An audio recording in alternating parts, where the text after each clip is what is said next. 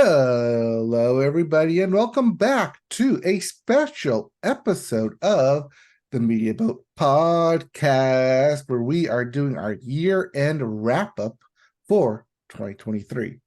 We've gone through music, we've gone through video games, we've gone through television, and here we are going to wrap up movies as we get into the penultimate episode of this end of the year wrap-up. Because we still have one left. Spoilers, we'll get to that later. But my name is Mike. His name is Matt. My name is Matt. His name is Mike. Thank you for joining us for this exciting episode of Wrap Up for 2023. As he mentioned, this is where we look back on the year that was and pick our favorites of the year. If you're not familiar with the format, the first half of the show, we will be going back calendar, like looking at each month of the year, talking about the news stories that happened, the most important news stories, that is. And at the end of that, we will pick one story that represents what we think the most important movie story of the year is.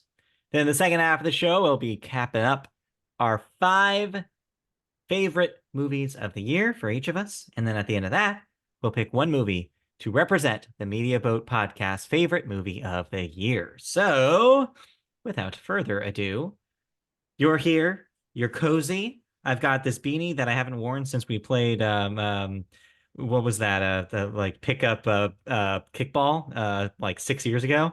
And I'm ready to go. Hey, we were balls deep then. We were. It's true. All right. Let's go back to January of 2023 and start recapping the year. Jump back into our time machine all the way back to January, where we had a couple of continuing and wrap-up stories from the previous year, including Movie Pass. That's right, that Movie Pass. Movie Pass. And it had raised a seed financing, which was led by Animoca Brands, which was a Hong Kong-based software company. They actually did kind of make a comeback in select markets if you were available for it. They are still around. It's not dead yet as of this recording, but also I'm waiting to see if it will expand. I mean, something interesting that happened in 2023 was kind of in the aftermath of Movie Pass is that the theater chains themselves created their own versions of Movie Pass and are now trying to sell you on it. I know that Regal has one. I know that AMC has one. They're really trying to push that. And it was because of Movie Pass that I think that it sparked the idea of like, oh, well, we can just do this on our own terms. We can give you a flat rate and you can see all the movies that you want in a week. Yeah, if you want to do that to yourself, which I sure don't. I used to, and I at one point did do that. Yeah, I lived in that movie theater. Alas, it's a different time now. Yes. Alas, that is, oh God, is that 5 years gone by now? That was a long time. 2017. Yes, that was 5 years ago. 6 years. 6 years. Oh my gosh.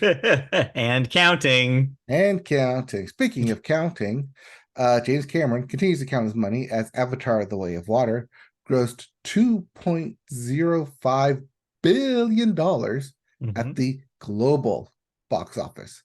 And I think that puts it at the number 5 on the list of all time. Something like that. And and just like the original Avatar, a year later, and no one is talking about it. That's okay. He'll make even more movies and he'll still make more money. Yep, it doesn't matter. People will see his movies regardless of whether they're actually any good.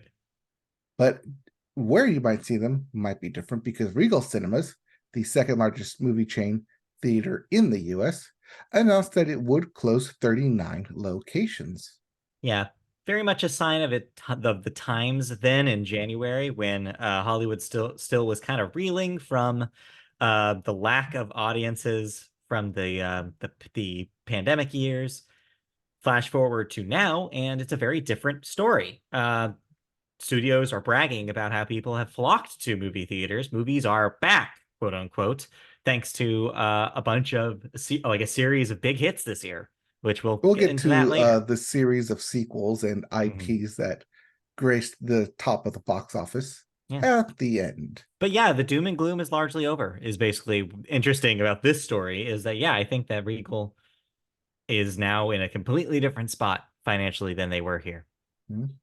As we get into February, also in a completely different spot, DC, as they had Yes. announced officially, rumored, but now official, James Gunn would be heading up DC Films, and he released his upcoming slate of films. Yes. But at the same time, established that the current projects that were part of DC's uh, previous tenure were going to be labeled under DC Elseworld. So they still exist within DC canon, just their side projects now, not part of the main DC universe that James Gunn is crafting. And in a wonderful stroke of timing, we just saw this weekend the release of the final former DC Universe film, which is the sequel to Aquaman. So that series is now wrapped up in a little bow, and we will move on to the James Gunn led universe starting next year. Yeah, we will. Let's see here. Speaking of Warner Brothers, CEO David Zaslav announced that newly installed studio lead Mike DeLuca and Pam Abdi had brokered a deal to make multiple films based on the J.R.R. Tolkien books. So this is separate from the deal with Amazon to make it based off a TV series. We're going back to Middle Earth, and Mhm. Warner Brothers is back at the helm. Steep reigns of it. Yeah. I mean, no really movement on this in the calendar year. But interesting part about this, though, is that the entity making that deal with, of course, is the Embracer Group who Mhm. bought the rights to those books. So yes, they'll have, and they've had quite a year. But this isn't a video games podcast today, so we won't go into that story. No, that's not for this story. That's for next year. But it is related. It does directly impact what the Embracer Group does. So we'll see what happens with these rights going into next Yeah, year. we'll see. But wrap up stuff from February. AMC teamed up with Sightline to initiate a ticket pricing initiative based on seat location, a la like theater seating or stadium seating. Yeah, I do believe this did happen and was Mhm. implemented. It's just that nobody was really talking about it because most people like to sit where they like to sit anyways and don't really care about eating the extra fees. It's like what, an extra like 50 cents to $1 It's extra not much. to sit And in the really, all middle. it Yeah. does is discount the front rows where nobody wants to sit. That's really all Mhm. it does. It doesn't really affect most people. And there's separate deals, like, say, the deal that Taylor Swift made, where all the tickets were the same price, anyways, and you didn't have to make that decision. So, No, you just had to make the decision to reserve the seats early. right. And lastly, Disney, in a stroke of kind of insanity, just blabbed out that they would be making animated sequels to Toy Story, Frozen, and Zootopia, that they are in development Yeah. without saying what stage of development they were in. No surprises here. I mean, later in the year, they'd even confirmed that it's not just one, but two Frozen sequels are in the works. So yeah, of course, they know where their bread is buttered, and especially after this year, they need some surefire hits. So what better to make sequels to some of your most popular movies? It's funny that we talk about buttering their bread when they need the cheddar. They really do. Yes, they They do. need to make a grilled Ooh, cheese out of this sandwich. yeah, they do. Ooh, throw some short rib into it. Oh, Bacon ooh, short rib. Oh, mm, yes. ooh. Wait, is it lunchtime? Anyways, No, it's not. no, It's not Oscar yet. You got a time. couple more hours for that. That's right. It's March and it's Oscar time. And falling back on last year, Everything Everywhere All at Yes. Once was the big film, as it won the big award of Best Ensemble at the Screen Actors Guild Award, on its way to winning Best Director, Best Lead Actress, both supporting acting awards, Best Editing, Best Original Screenplay, and the big one of the night, Best Picture at the Academy Awards. Yes, your favorite movie of last year was also the Academy's favorite movie of last year, and yeah, it swept most of the categories. We thought it was going to. I have mixed feelings about that film, but I get why people love it, and I'm glad it got its flowers. Because yeah, what better way to celebrate the burgeoning return of audiences to theaters with movies that people actually want to see? And this started kind of a wave that continued through the year. I mean, I'm just glad that it came out in March of the previous year. and then still had momentum Yeah. come the following year, this People, year, yeah. into award season. People never stop talking about it, is the thing. Word of mouth really helped that film and was basically the story of that film, honestly. I think Mhm. it became a critical and audience darling just by the fact that everybody who saw it told two friends, hey, this thing is crazy. You should see this. That's what I did. I called people Yeah. up. I never talk on the phone anymore. It's true. Speaking of things we don't talk about, Good Burger 2 was announced back in March and eventually came out this Yeah. year on Paramount Plus. Somebody must have watched it. I didn't.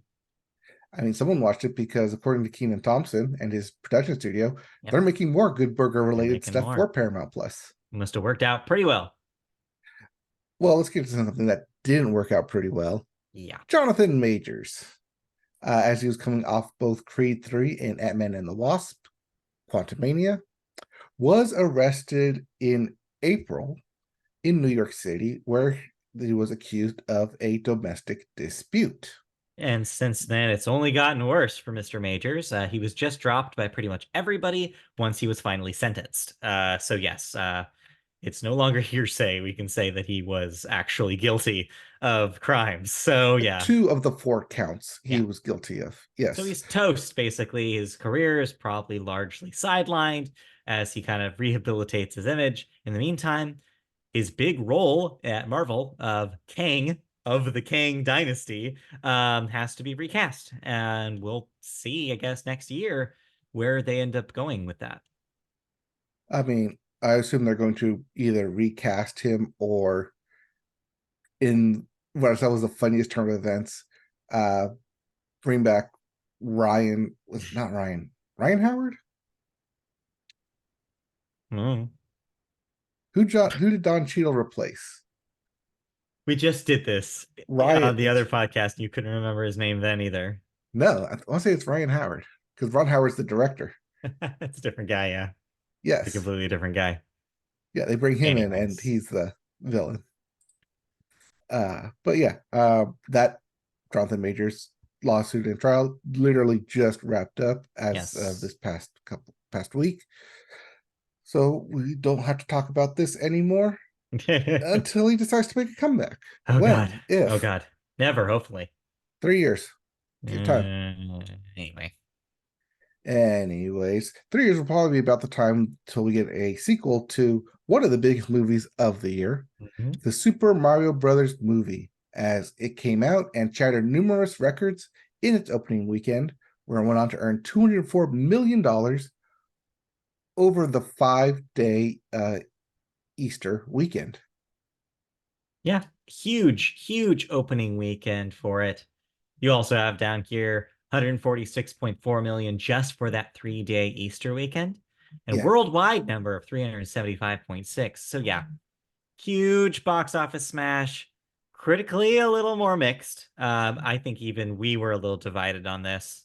I think you liked it slightly more than I did, if I'm remembering correctly. I liked it slightly more because it did exactly what it was going to do, and it was the safest movie for a family. And that's exactly how Safe. Nintendo played it. Safe is really the best word for it. I was hoping it would do a little bit more story wise. It just really disappointed in that department.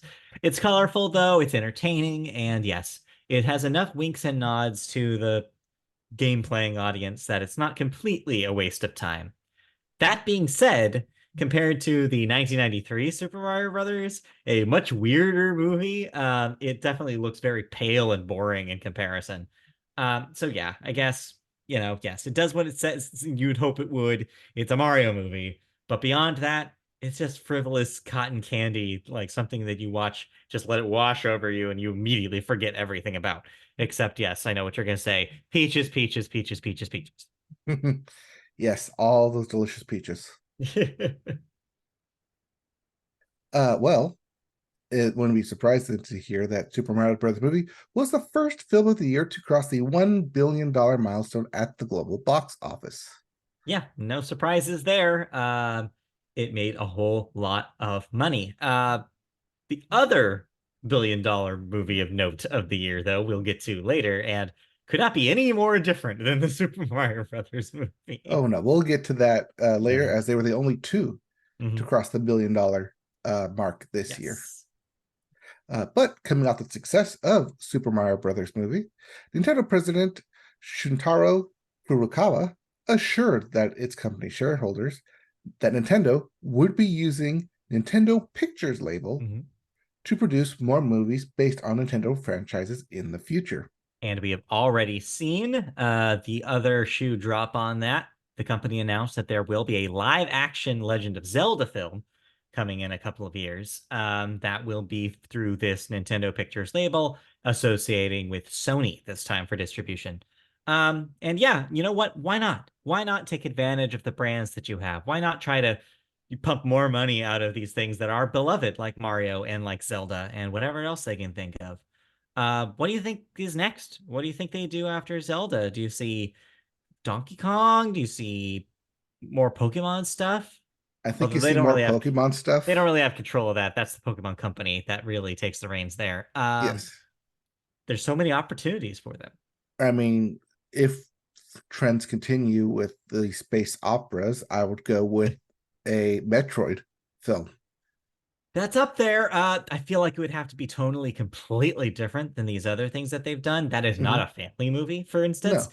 That you're going to go up for something like Alien, Mhm. there. That's the vibe. And I think that maybe they're not quite ready for something like that yet. Well, let's go completely opposite side of the spectrum then with Kirby, Kirby could be good. I could see an animated Kirby film very voiced by easily. Danny DeVito. No, no, stop it. Anyway, Anyways, let's see here. Let's go back to some big franchises because we haven't talked about Marvel a lot. no.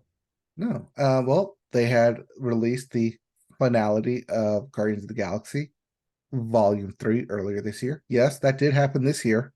And there were some key players that were notably leaving the franchise, along with James Gunn, as he would be exiting the Marvel stalls, barn, house. I like stalls because I just envisioned the Marvel Studios being a series of bathrooms, which is very funny. Just which toilet is going to get flushed this time. Well, I think like stalls, like horse stalls, or like, hey, Mm. they're bringing this show pony out now. Well, they didn't have enough show ponies this year, but we'll get to that later. But Oh, we'll yeah, get to that later. I mean, yeah, this makes sense. I mean, Guardians of the Galaxy after Volume 3 felt like it was done, that they had said what they wanted to say, and they were moving on. And yeah, the actors probably felt like that way too. And James Gunn certainly did. He was already out by the time that thing was released. So Yeah, yeah, I think that when the door is shut, the door feels shut. And in this case, I just don't think they need to return to it. they did leave themselves a crack open to say Guardians of the Galaxy may return and that Star Lord would return. So there will be at some point more Chris Pratt in the Marvel Yeah. universe. Well, of course he's gonna stick around. He's like, the one that like doesn't need anybody, the rest of the characters to continue existing. So He's also the one that needs less makeup. that's true. There's not a whole lot you do to do. You slap that weird mask on him and he's good to go. Just give him a jacket and you know who he is. You're good. That's all you need. 80s t-shirts. Yeah, 80s t-shirts. Yep. And lastly, in May, a judge ruled that he would be throwing out the lawsuit over the nude scene in the 1968 version of Romeo and Juliet after finding that the film is protected by the First Amendment. Yeah, this is a weird one. We had a few stories actually this year in all sorts of different sections of the show about ancient cases being brought back up. Mhm. And this was one of them. And yeah, as weird and gross the context of who was filmed and in what uh capacity, it still seems like that ship has largely sailed. 1968 was a very long time ago. So I don't blame anybody, especially in a court, just being like, hey, you know what? We don't really need to do this anymore. That being said, just having a conversation about it is interesting. But yeah, still, it just feels like does this pertain to anything right now? I don't know. It's a weird case. All right. Speaking of things that pertain to right now, We won't be discussing any of the WGA or SAG-AFTRA during this podcast. If you want to hear our thoughts about that, you can go over to the television Yeah. section, end of the year, where we discuss that at length. Mm, Everything over on yes. that But yeah, episode. we talked about that. The strikes on both sides, both the writer strike and the actor strike, did affect movies, of course. A lot of stuff was moved around and rescheduled because of it, because actors couldn't do promo and Including couldn't my show up. film of the year got moved out, Yes, exactly. but we'll get Like there. it did affect the year, but like you said, we kind of talked about it already in the television section, and largely it did affect television a bit more. So yeah, we will The impact was more immediate for television than it is for film. yeah, but if you listen to the show, you know what's up. You know what had happened, you know what went on. So yeah, we'll probably just stop there. Yeah, but what we didn't talk about was the other almost strike that happened with the Directors Guild. Yeah. Uh, but they were able to have a tentative agreement on a 3-year contract, which would agree to wage hikes and a 76% increase in international residuals on some of the largest streaming platforms. And that would eventually be ratified with 80% of the membership voting in favor of the agreement, but only a 41% turnout. Yeah. I mean, goes to show you that the DGA is a little less engaged as a union, such as the WGA or SAG-AFTRA. It also shows that the stakes are a little lower. You have like in the Directors Guild, it probably aims a little toward more the affluent side, less working, like working people, like more like established people in that guild. And so, yeah, they quickly just ratified the deal that they were already going to make and established it. There was some talk early on if they did go into a strike, then they would have showed solidarity in all three major sectors, and that would have been interesting strike wise and labor wise to get a point across. Did end up happening, and it didn't set up a precedent for the other two guilds, and that's why you saw that strike because there It would wasn't have that been precedent. interesting because that would have been all three guilds striking Mhm. at the same time. We still won't see it. I don't know if we'll see it next time either. Like we're gonna really Three have to years. wait and see. We'll come back 3 here in three years, years and see if that happens. maybe so. Until AI starts threatening directors, then they'll start picketing. Right. All right.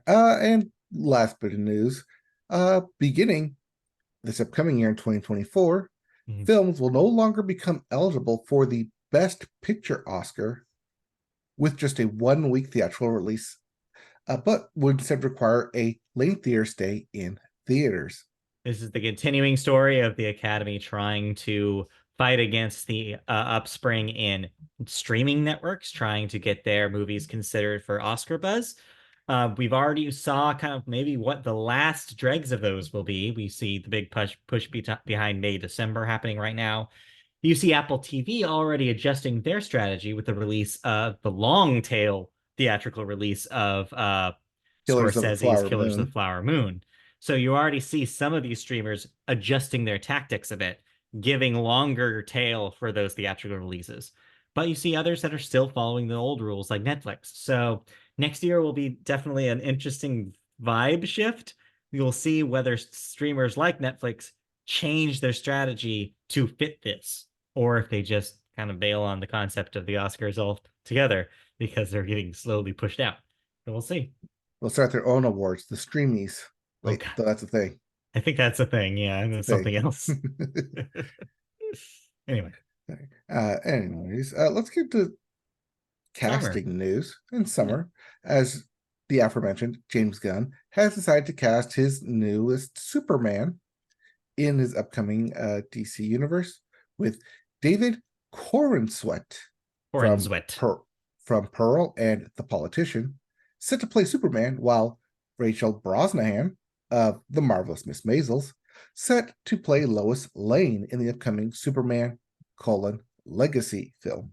More like the DC of this Mrs. Maisel. The DCS Miss Maisel. Is that what you're trying to go with? I think you want the Detective Comic Bookus Miss Maisel. It's worse. That's way worse. It is, isn't it? Anyway, I don't know. Detectivist, Superman. Miss Maisel? Do you think this will be a good Superman movie? I don't know. Who knows? Can you make a good Superman movie? Again, I don't know. I don't know. Was I there don't ever know. a good Superman movie? You could I don't argue know. that that first one was okay. Wait, live action or animated? Live action. There's no animated. Well, did they ever theatrically release any of the animated feature length ones during the WB run? Theatrical? I don't think I know so. they did some of the Batman movies Yeah, they definitely did theatrically. the Batman, like Mask of the Yeah, Phantasm. Mask of the Phantasm. I don't know about Superman. I don't know if they did that ever. Don't remember if they ever did Superman. So then there's no, I mean, unless you're counting the Super Dog movie they put out last year that I am nobody not. remembers. That's So Super no, I Pets don't think they've for done you. that. But yeah, I don't know. I mean, James Gunn, he's made good comic book movies in the past. I guess it's possible that this could be a decent Superman movie, but I don't know anything about David Cornswet. I don't like saying his name. It's gross. It makes me feel gross. You don't like saying Cornswet. Corin Why is the Corins wet? because it's Who been out wet in the the fields. Corins? Dry that Corins. Dry that chorus before you serve it. Yeah, just pat it with a little towel. Well, while that announcement was made, it was not made at Comic Con this year, No. as a number of the major studios decided against having a presence, and thus the Yes. end of big kind of festival events Hmm. tumbles. I mean, again, if you don't have actors who can promo your stuff, there's no reason to have a presence at Comic Con. Mhm. All that really happened seemed like a very quiet Comic Con this year. I mean, there were still thousands of people there and it was still super crowded, but presentation wise, it was other people that were there, like producers and like Directors, producers, and comic book illustrators, I people. guess, were Yeah, there. Yeah, comic book writers were there yeah, because comic books weren't on strike, and so yeah, so there's stuff to see. But you're right, the big parade of celebrities was just not there this year. yeah. Speaking of parading celebrities, we Yeah, had the interesting story of Oppenheimer and Barbie combining forces to create Barbenheimer in yeah, July. yes, Uh, one of the what? biggest stories of the year for certain, certainly. Yes, it's up there for biggest story of the year. But in during the Oppenheimer London premiere, they had to move it up early because of the pending SAG-AFTRA strike. Yeah, Which good for them on doing that, and also bad on studios for allowing this to happen. right. But hey, on the flip side of that, Greta Gerwig and Barbie Hmm. blew the box office away as they made history with the opening weekend, marking the biggest debut ever for a film directed by a woman. Yeah. Uh, Barbie ended up notching several box office records, including the biggest opening of the year at $162 million. We will talk about Barbie the film later in the podcast, but for now, just like let's briefly just talk about the impact of this thing. This is what I'm talking about when I talked about earlier about how the box office theatrical like going to theaters to see movies really came back. Barbie is responsible for a lot of that. It's responsible for a lot of the momentum, responsible for a lot of the feedback of like people being like happy about movies again. It was a moment, a cultural moment that we just don't have anymore. Um, Oppenheimer to a lesser degree, but mostly Barbie. And yeah, congratulations to Greta Gerwig for making a film that not only brought people to theaters, but also made them think about stuff. Like it's a good, thought-provoking film on top of being entertaining, on top of being this cultural meme. And just you don't see those things combine ever anymore. There just aren't moments like this. And the fact that she could pull it off with a movie that's actually good is just easily, like I said, part of why this is a story of the year for sure. It's just like the impact of this moment was just not something we haven't seen in a long time. Hey, save it for the wrap up. Yes, we will Wait, this save is that. the wrap up. This is the Rava. Ha ha ha ha. Anyway, but yeah, we'll talk more about Barbie the film later. But yeah, just wanted to briefly touch on just how like big this was in the summer. Yeah. Speaking of things that were big in the summer, Lionsgate is set to currently purchase Hasbro Entertainment, Hasbro's Entertainment One film and TV business for a cool $500 million. Yep, yep. Uh, I mean, this doesn't, of course, bring over the Hasbro properties, so this mhm. doesn't give them Transformers, for example. But yeah, it makes sense as you kind of get less heat on those internal Hasbro brands. Why not bring it into a studio that's already established, like Lionsgate? Combine those forces, get all those studio into one house. It's just consolidation. Well, because Mattel was Barbie, so this is Hasbro saying, "Do that for us, Lionsgate, Yeah, please." there's a little bit of that desperation there and there, and we already see like the one of the things that the impact of Barbie did lead to is what you're alluding to here, which is all the other studios being like, we can do toy movies too. You had like more momentum behind an American Girl movie Mhm. with Lena Dunham attached for some Yep. reason. It's 2023, folks. And then like some other, rumblings about bringing Transformers back and doing, I don't know what else. But yeah, Back, did it ever leave? There was a Transformers movie this year. no one remembers it. That was last year, wasn't it? That wasn't this Nope. year. Rise of the That Beast was was this this year. year. Yeah, Wow. Transformers Rise of the Beast. It was this year. Unbelievable. Anyways. Let's see here. Where am I? Oh, and then we had the crossover story with sports. Because remember that Mm. movie, The Blind Side from 2009? Oh boy, do I. Well, some people might remember it differently than others Mm. because the central character in that, Michael Orr, the actual Michael Orr, Yes. um, was ended up suing the Tui family because central elements of that story was a lie concocted in order to enrich the family itself at his expense, mainly being that he was never adopted, but instead placed under a conservatorship under the Right. Tuies. And there's that word again. Yes, we talked a lot about conservatorships last year with the Britney Spears drama, a little bit this year if you read her Mhm. memoir. And then yeah, and so to see this kind of tied into a movie story like this, and remind everybody, hey, maybe rethink how you feel about The Blind Side. And yeah, it probably did make a lot of people rethink how they feel about that film. It's now just completely an imaginative version of the real life story. It seems kind of, yeah, it seems cruel now in retrospect. Well, I don't think Sandra Bullock can pull a Reggie Bush and give her trophy back. No, I don't think so. I think it's fair still to say like, yeah, she did a good performance in that film, but the performance was a performance like Yes. itself, and so if you can really like add layers to that if you want, but yeah, I think that yeah, I think it just means that that legacy of that film is now pretty tarnished, and now it's going to be even harder to go back to it. Oh, we'll talk about actors portraying other like real life people Yes, when we get to your yes, movies. we will. Yes, we will. Anyway. All right.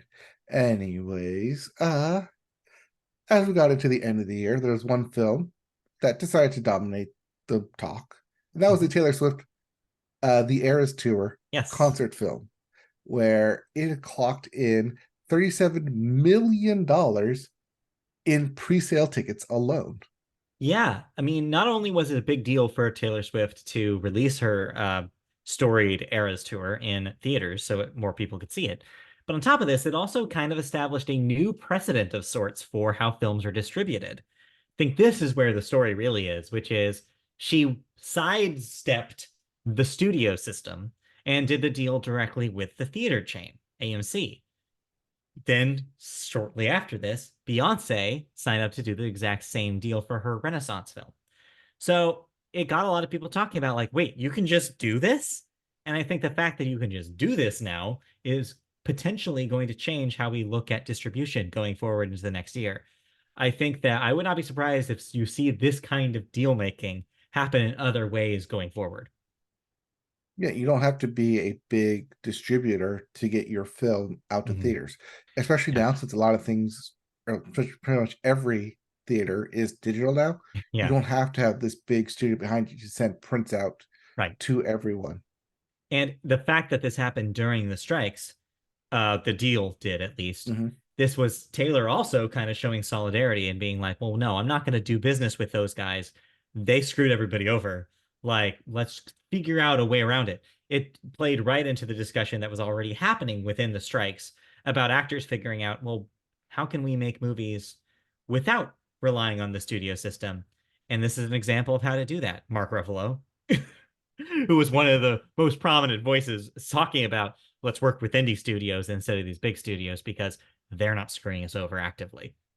I mean, that was one of the talking points from SAG-AFTRA is that Mm-hmm. if you make a deal with SAG-AFTRA, you can Mm-hmm. continue filming. And a lot of small independent studios made that deal as Right. also a way to show that, hey, big studios, if the small guys can do it, you can do it as well.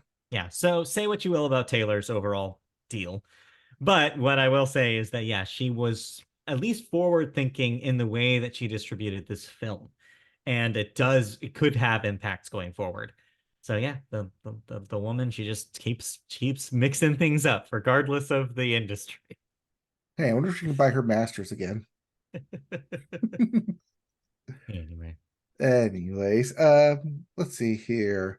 Oh, speaking of legendary studios, wait, were we talking about legendary? I think we were. No, we weren't. We weren't. But hey, speaking of Lionsgate. legendary studios, Lionsgate Studios, Studio Ghibli, you know, Mr. Miyazaki's home. Yep. Well, no longer his home, as it's been sold to Nippon TV after failing to find a successor Yes. to the director.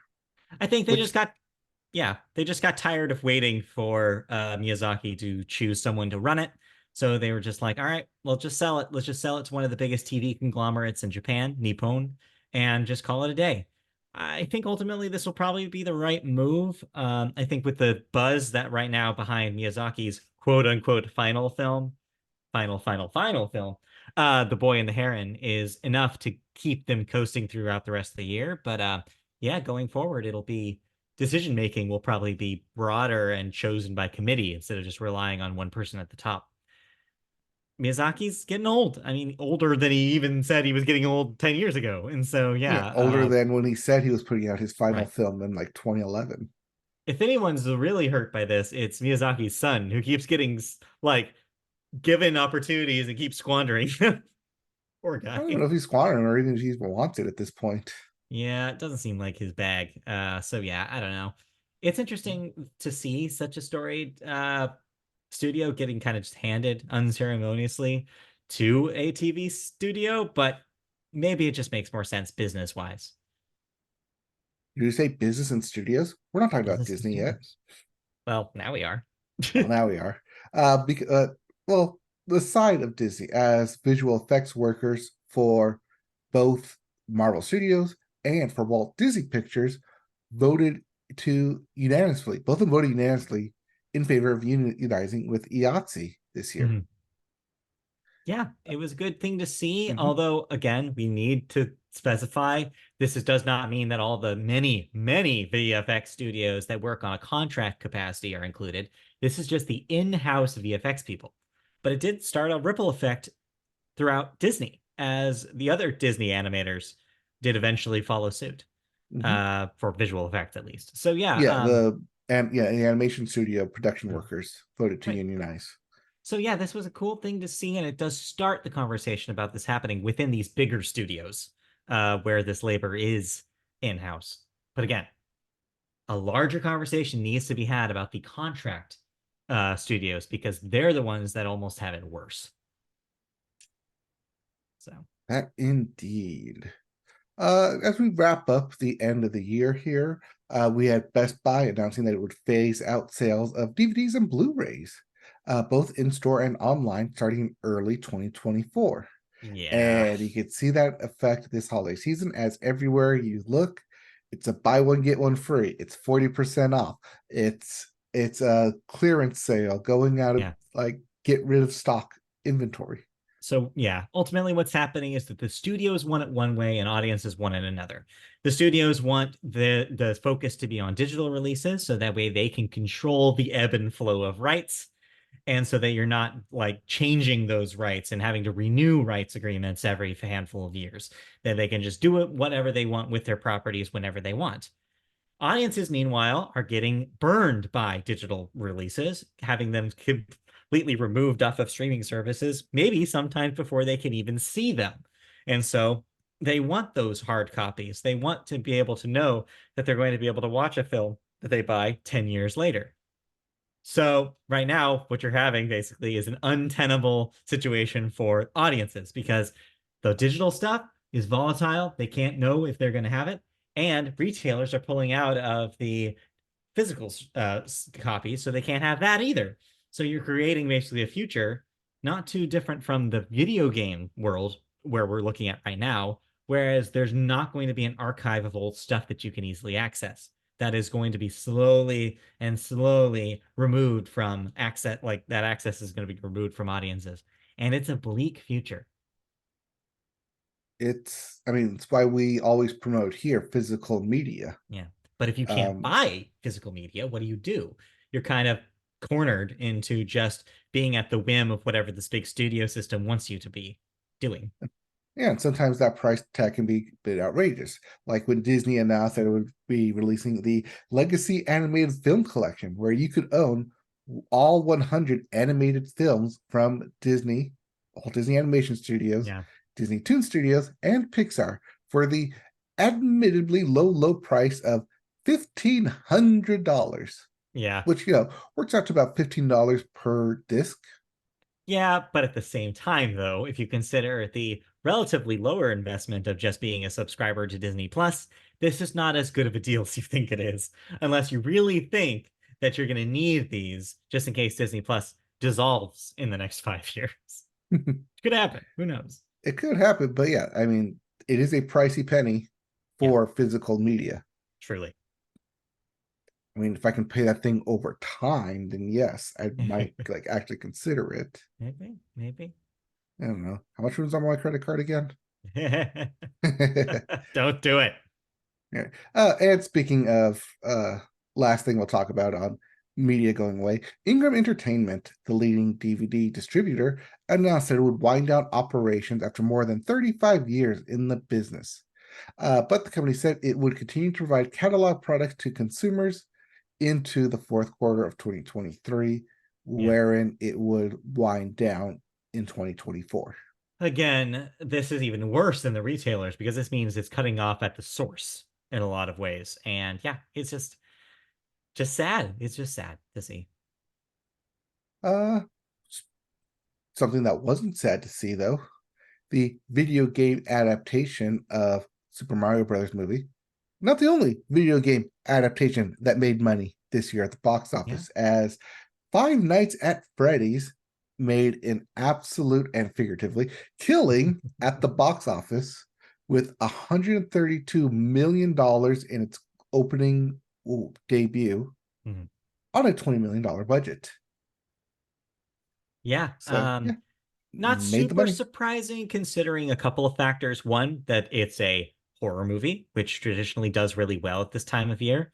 And Mhm. two, is a franchise that is hugely popular with a younger audience. This really brought in a younger crowd, in a similar way that Mario did, where like you're gonna get like, yeah, you might alienate the older audience who is like, what's a Freddy? But you're gonna get a devoted cult fan base to go see your movie. And that's exactly what happened here. So, not super surprising if you know the context, but if you don't know anything about Five Nights at Freddy's, you'd probably be kind of shocked that this is one, based on a video game, and two, was as successful as it was. Yeah, I mean, it had the second largest debut for a video game adaptation Yeah, behind the Super Mario Brothers movie, but right, also the third biggest debut for any horror film ever, behind It and It Chapter 2, both right. Stephen King adaptations. So, needless to say, there will be more of these. So, get ready for more kids to ask you about FNAF. Don't worry, they always come back.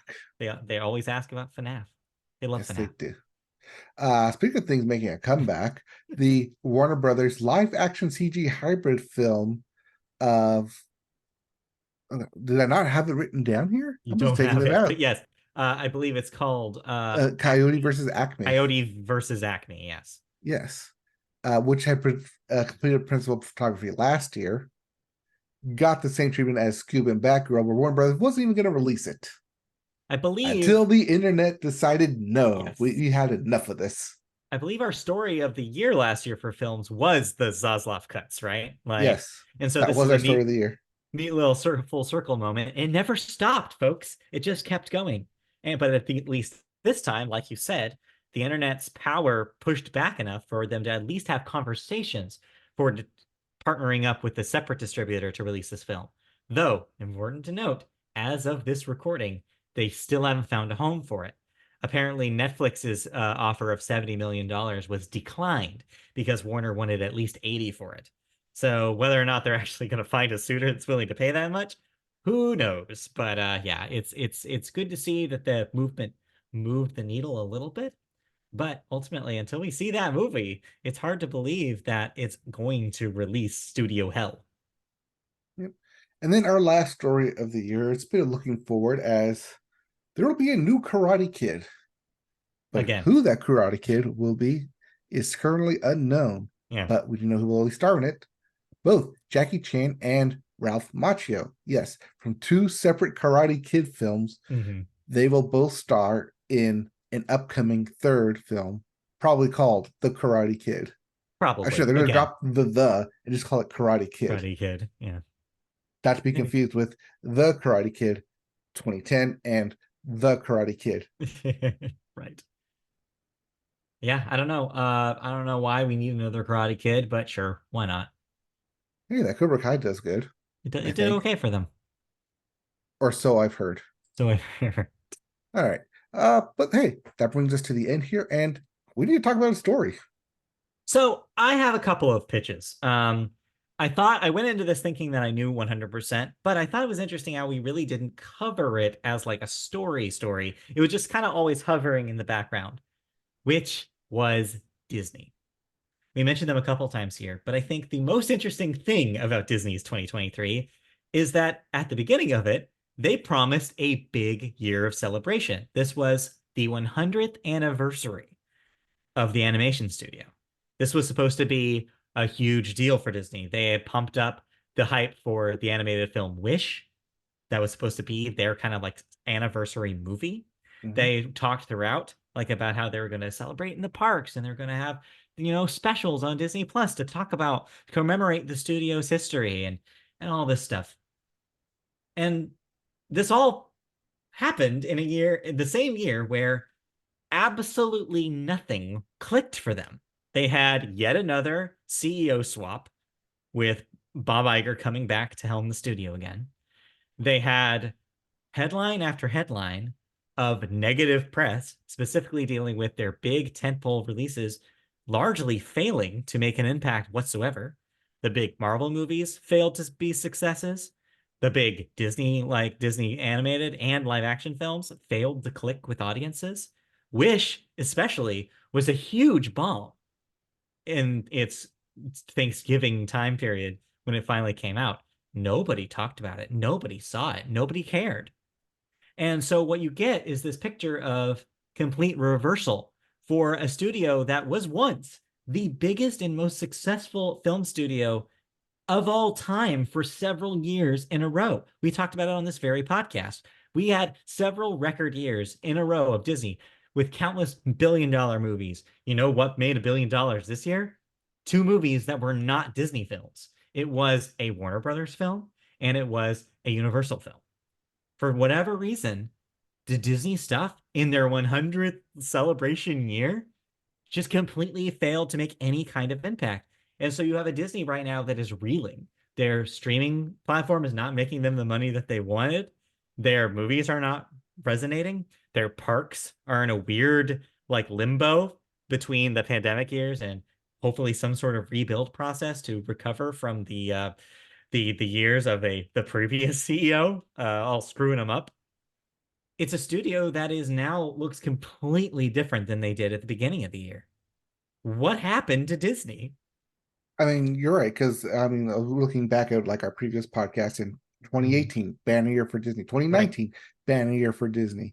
Even when we started, like 2017, 2016, Yeah. Disney was always in the top of the box office. And here we are, 3 years pandemic removed, Yeah. and they are flopping around. They don't know what they're doing. I mean, Yeah. The granted, they pick. do still Yeah. have what, one, two, three, four, five movies in the top 10 global box Sure. office.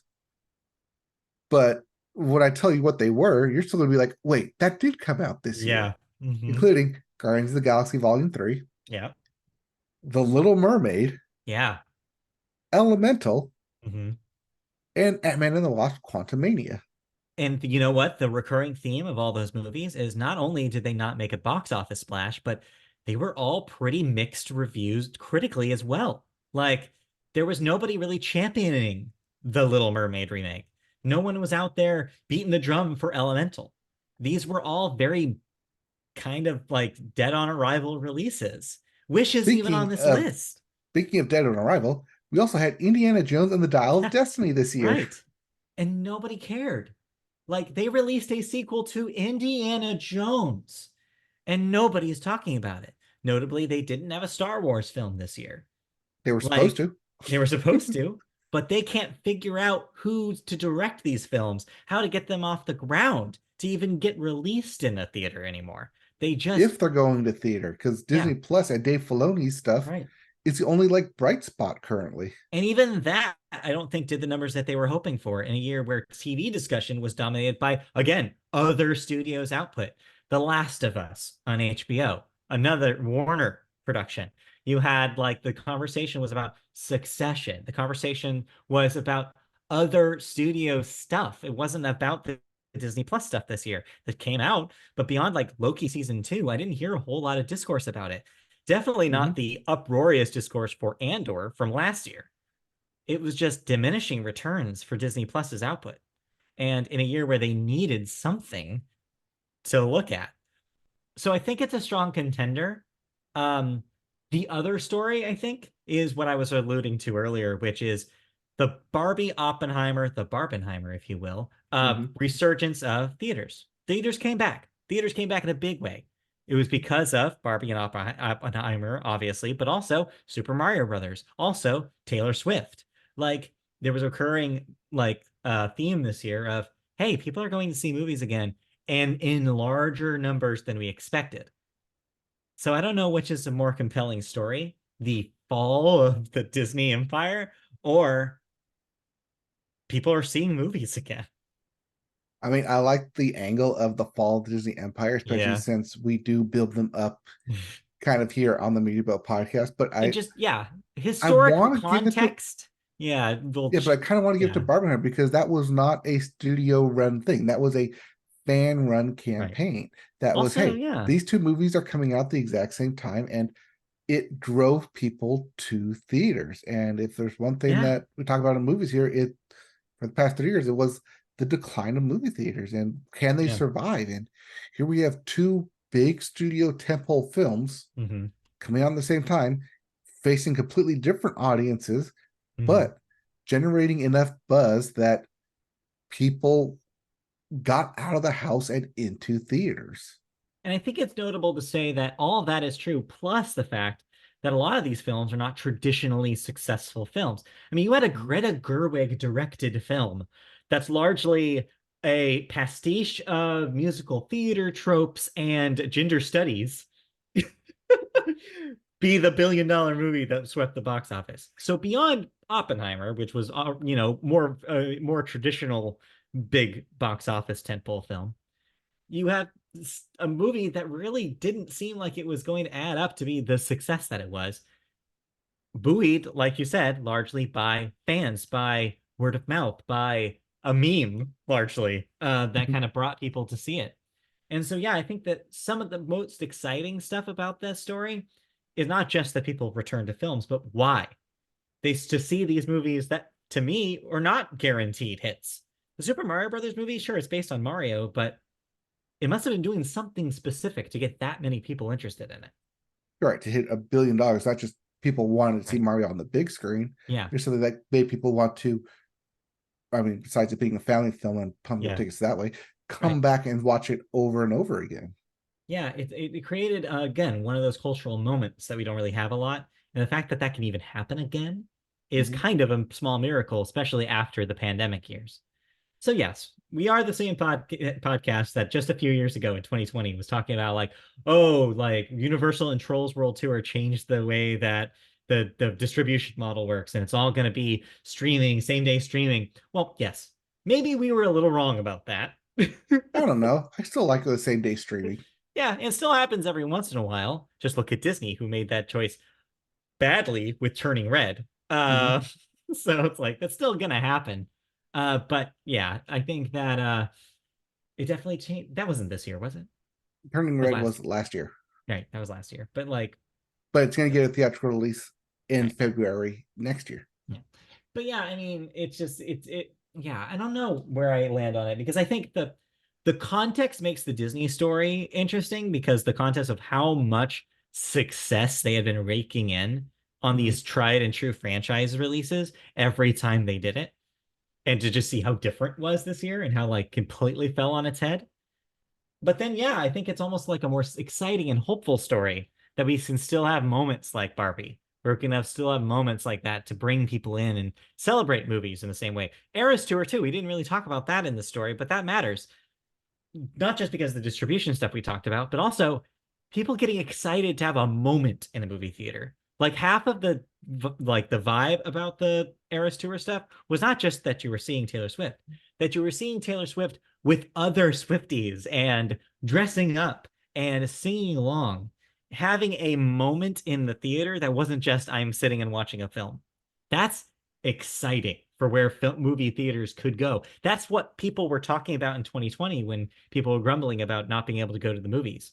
It's that little light through the cracks that I think people are seeing the potential for. Now we're finally seeing it happen, and it could change how certain movies are seen. Well, because last time something like that happened, which was a grouped and shared experience, was Avengers Infinity War and Yeah, Avengers Endgame, where you wanted to be a part of that midnight crowd, those first right. showings, to get that kind of collective exposure. But then Taylor Swift does it, and it's every showing is that collective exposure because everyone is excited to see it. You're not just seeing it because it's another checklist item. It's you're seeing it Yeah. because it's an event film Hmm. that you're seeing with other people who see it as an event film. Yeah. So okay, let's decide then. Which of the two do you think is more representative 2023? Uh Barbenheimer Taylor's version. It's good. Pretty good. It's pretty good. Yeah, I think I'm with you. I think that I typically like to go for the hopeful story when we do Mhm. have a hopeful story. And I think this is one. Yeah, the industry bounced back somehow. And I don't really understand how it happened, but it just sort of happened from the strength of original movies with ideas. Yes, I realize that Barbie is based on a toy that's been around forever, but the movie itself that people went actually got to like went out and to see is a real interesting piece of original storytelling. And we'll get to there. We'll get to that in a moment. But yeah, it's just like that gives me hope that these moments are going to be more and more exciting. And studios are realizing what people want to see in a theater instead of just assuming what they want to see in a theater. Yeah, I mean, and the box office more generally reflects that as Barbie Yeah. was the number one both domestically and internationally. Yeah. Goes to show you. So yeah, I think that that's a good pick. I think we'll go with the Barbenheimer slash return to theaters Taylor's version. Yes.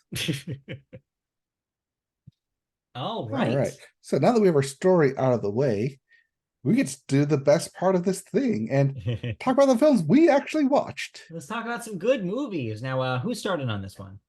You start on this one. All right. Well, let's start then. So these are our top five favorite movies of the year, in case you didn't realize that that's what we were doing here. My keyboard did not copy that. Let me try this again. All right, there we All go. right. I'll start The at my number criteria five. being that we had to have watched this movie. Yes. Well, obviously, yes. Yeah.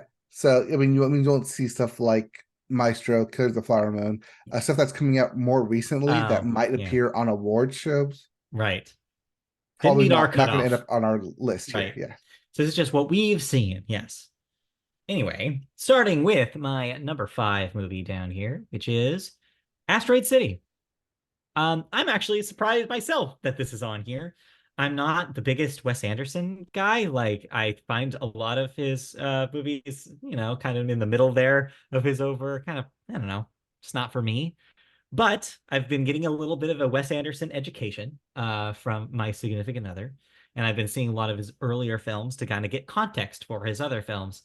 And I think that's helped me appreciate kind of his the dude's vibe. And I've like understand where he's coming from now. Cue this year's release of Asteroid City. And yeah, I think this is one of the most successful attempts that he has of balancing out his like, tendencies, like him or not, with actual really interesting emotional storytelling. Asteroid City is like a really poignant story about like two people's relationship that doesn't even really go into the predictable romantic angle that you think it's going to, but is just more about like their shared like loneliness and how they can help each other and like what they're learning about each other, all framed against the backdrop of this story within a story because Wes Anderson. And like it does it in such an interesting, fun, funny way, but doesn't pull the punches when it wants to tell this emotional story. I think it's cool. It's a cool balance, a balancing act. It's a cool look to it. It's a cool vibe to it. And yeah, I really liked it. It's did something for me that a lot of his films just haven't. And that's a really cool thing to see that he can still do it in 2023. Like the man's got a vibe and sometimes it really works. And then other times there's the Wes Anderson Netflix adaptations of the Roald Dahl Yeah. stuff. I did not watch those, so You watched one of no, those. I didn't. What You you? did. I thought you watched the Honey Sugar one. No, we didn't. I didn't. We didn't even bother. Ah, so this is where your Wes Anderson cation ends then. Yeah, I mean, I think that he did a good job with an original. I think, yeah, the interesting thing is that it's not an adaptation of something. This is just an original story. And yeah, I think that yes, it's dangerous sometimes to give him completely the full reins of something because he does kind of maybe careen off the cliff at some points. But I think this one is measured. I think this one is a version of his shtick that doesn't outwear its welcome. I think that it does what it needs to do, and I really thought it was charming. I don't know. I still think like he's some of his best work is like the Grand Budapest Hotel, Moonrise Kingdom. Like I think that's when he's strong. I mean, When it's still not his best movie. That's Rushmore, I and we mean, can all agree yes, on we this. all agree on that. All right, let's move on to my number four. Which yeah, I know we don't want to take forever on this, but man, I could talk about May December a very long time on here. But thankfully, we already talked about it recently enough on the podcast that if you want to look at our thoughts about that, you can go back to that episode just a few weeks ago. But yeah, May December is it's a lot. It is a heavy movie that doesn't feel as heavy as you'd think it would. And I think that's because of just the wild directing choices that are made here. And it just creates a thing that I have not stopped thinking about since I saw it. Now we both saw this. Oh, Chrissy's in the background smiling because she loved this movie as well. But yeah, it's a vibe. It definitely tackles some heavy materials based on a true story, and whether or not that how you feel about like a movie that discusses that kind of thing will kind of paint your expectations for the film. That being said, it does it in such a unique, interesting way that, like, again, it doesn't feel as heavy as it could be. It doesn't kind of thunk on the ground like you'd think that something that deals with this kind of thing would feel. It's it's shot in an interesting way. It's scored especially in an interesting way that kind of like doesn't necessarily distract you, but reminds you almost of the stakes and what's happening on screen. And the performances, though, the performances are the number one reason to watch this thing. Riverdale star Charles Melton is one number one with a bullet on my watch this guy for Oscar like buzz, and it's for a reason. His performance as kind of this child in an adult's body who was like had arrested development style stunted growth because of the trauma that happened to him um is incredible in this film. He at every step of the way feels like he has seen some shit and gone through the ringer with this woman. And he shows it in every bit of body language and every like tick of his face, especially when he breaks down in those pure emotional moments. He just retreats and becomes a child. And you see him do it. And it's some of the most incredible acting I've seen in a very long time. That alone, I think, should sell people on this film, just to like at least give them like an idea of what they're expecting, they're getting into.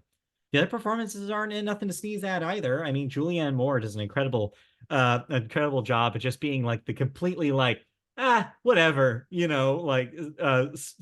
version of this story when everybody around her is being like, no, this is messed up. Don't you understand how this is messed up? It's messed up, everybody around you. But she's so just like tossed off. She's so in a different planet than everybody else is because she refuses to believe what she has actually done, what she's caused, the damage that she has caused to her family, and especially to Charles Melson's character. It's just such a weird, eerie performance. And then, of course, on top of that, the weirdest of them all, Queen Weird herself, Natalie Portman, who is the strangest person in this film. And somehow, by the end of it, you think somehow that she's the most monstrous of all of them. It's an amazing piece of filmmaking to get you to that point by the end of it. And it does it slowly. It creeps up on you. And then there are moments in this film where you're not sure if you should laugh or cry or how you're supposed to react because the movie is just kind of lays all the cards out on the table and says like, here's what happened. Here's how these people reacted. Here's how this like actually would have probably affected them. And also here's this filmic layer on top of it that makes everything exaggerated to the point where you're just like, whoa, okay, movie, I get it. But it definitely leaves an impact on you. I mean, it is a comedy, right? It's up for best comedy musical, It is and I don't definitely remember not a anyone singing. comedy. I mean, it depends on your definition of comedy. If like a lot of the laughs come because you're just not sure how to react, especially I note the greatest thing that happened in this film, which is that stupid hot dog musical sting, which is so good. It just definitely sets the table for like, oh, what is this movie? What is this movie trying to do? And yeah, I think it's a real conversation starter. I mean, especially with the name, because it being an old pastiche to a very like old term, people Yeah, just come into it like not knowing why is it even called May December. right. A lot of people Googled that term this year. Yes, you just see a spike in December for what is May December. Yeah, yeah. So yeah, I think it's doing some interesting things, and I think people should give it a try just to see what it does. It's definitely a weird piece of filmmaking. I mean, yeah, we talked about it a couple of weeks ago when we both watched it, and Yeah. didn't grab me as much. I can see where you're No, coming from it, especially with the acting. the I think Natalie performances. Portman is better in this than Charles Melton, but then again, Oh, no, no, she no, no, should no, no, be. no. No, no, no. They're both great, but Charles Melton, Yes. Jesus Christ. Like that man. Anyway. Well, but there were movies that I enjoyed even more than that, believe it or not, this year. Especially in a theater. Yes, because I've already talked this to death this podcast, but yes, Taylor Swift, The Eras Tour is my number 3 movie. I don't need to reiterate the points that much. I'll just say it was a blast to see with other people also singing along, also enjoying it for the same reasons I was. It felt like a cool moment that you don't get with a lot of people, especially in a post-pandemic world. We're still kind of, baby steps into having those big moments with other people. And I think this is definitely one of those steps that are part of that process of getting back to that normalcy. But also, it's 2.5 hours plus of back-to-back Taylor Swift songs with her performing her heart out in some of the best performances of that tour. So if you didn't get to see it in real life, it's the next best thing. And the fact that now you can see it at home if you want to rent it for 48 hours, as you alluded to, free pod, or soon maybe she'll let us own it. I don't know, maybe.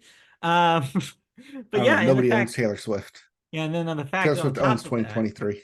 right. Then on top of that, of course, you have the other stuff, the more metatextual stuff we talked about, which is how it's changing distribution methods and how it like brought people back into theaters. So all of that kind of really like combined for me to like think about just the impact of this film. It's just so much fun. Just that concert films of one of the best kinds of movies are back and in a big way and in full force. And Taylor brought them back. Yeah, I mean, this is if you weren't able to spend money on a Taylor Swift concert ticket or wasn't in your area, being able to spend $19.89 on a ticket to Mhm. see it in your hometown, well worth it. Yeah. Like you said, seeing with other people probably helped enhance that experience. But also, this was not just a US release, this was a global Hmm. release, as people outside the US were also able to watch and experience the Eras Tour Yeah, it's a cool concert film. moment. It's a cool moment. Definitely already on my list of my favorite concert films of all time. Not the most arty or the most like, we're trying to, deliver a message here. It is literally just watch Taylor Swift do her songs. And you know what? That's enough for me. It's probably enough for a lot of people. It's enough for what, 180,000, Yeah. $880 million worth of Hmm. ticket sales. Right. Easily, easily. So yeah, that's my number three. But two more movies on my list. Next up, of course, number two almost was number one. Didn't quite make it. Barbie.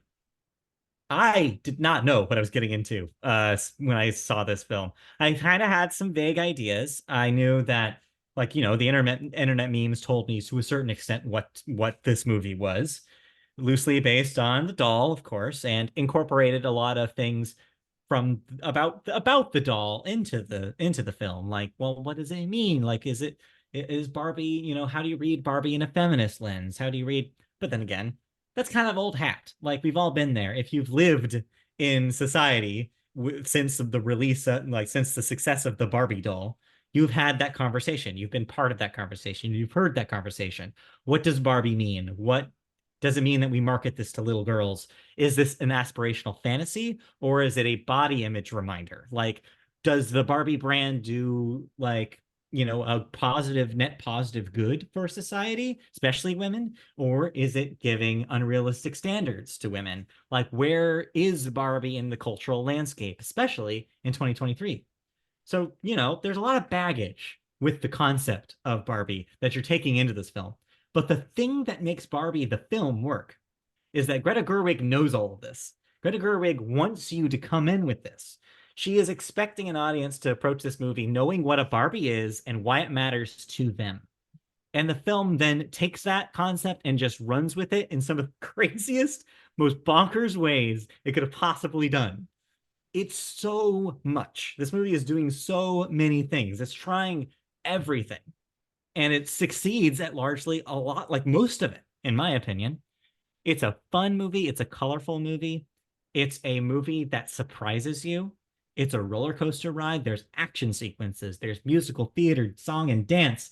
There are there's like a race through the city. There's like like a chase scene in an office building. There's so much happening here, but the whole time it reminds you of what it's talking about and the message it's trying to deliver.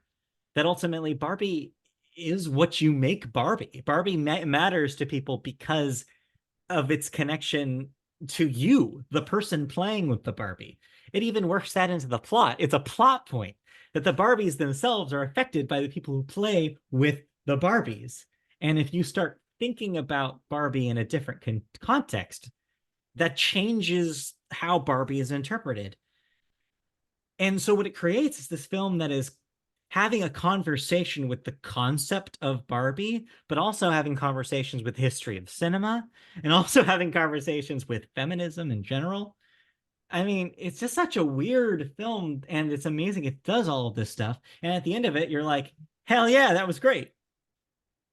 So it manages to dig into this deeper commentary while at the same time being a genuinely fun, exciting, and funny and memorable film. I don't know how she pulled it off. I don't know how she did it, and yet billions of people and it made $1 billion. Like, it's just everything about this seems like it was something that could not and should not have happened, and yet it did.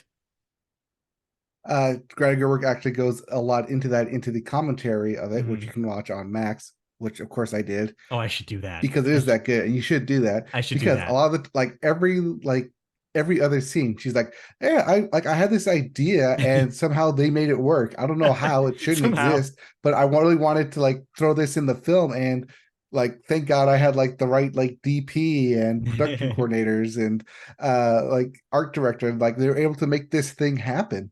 It Yeah. shouldn't happen, it shouldn't exist. I just really wanted to do it and thought it'd be a nice thing for Barbie to do, and Yeah. somehow it all works. It all Yeah. flows through it.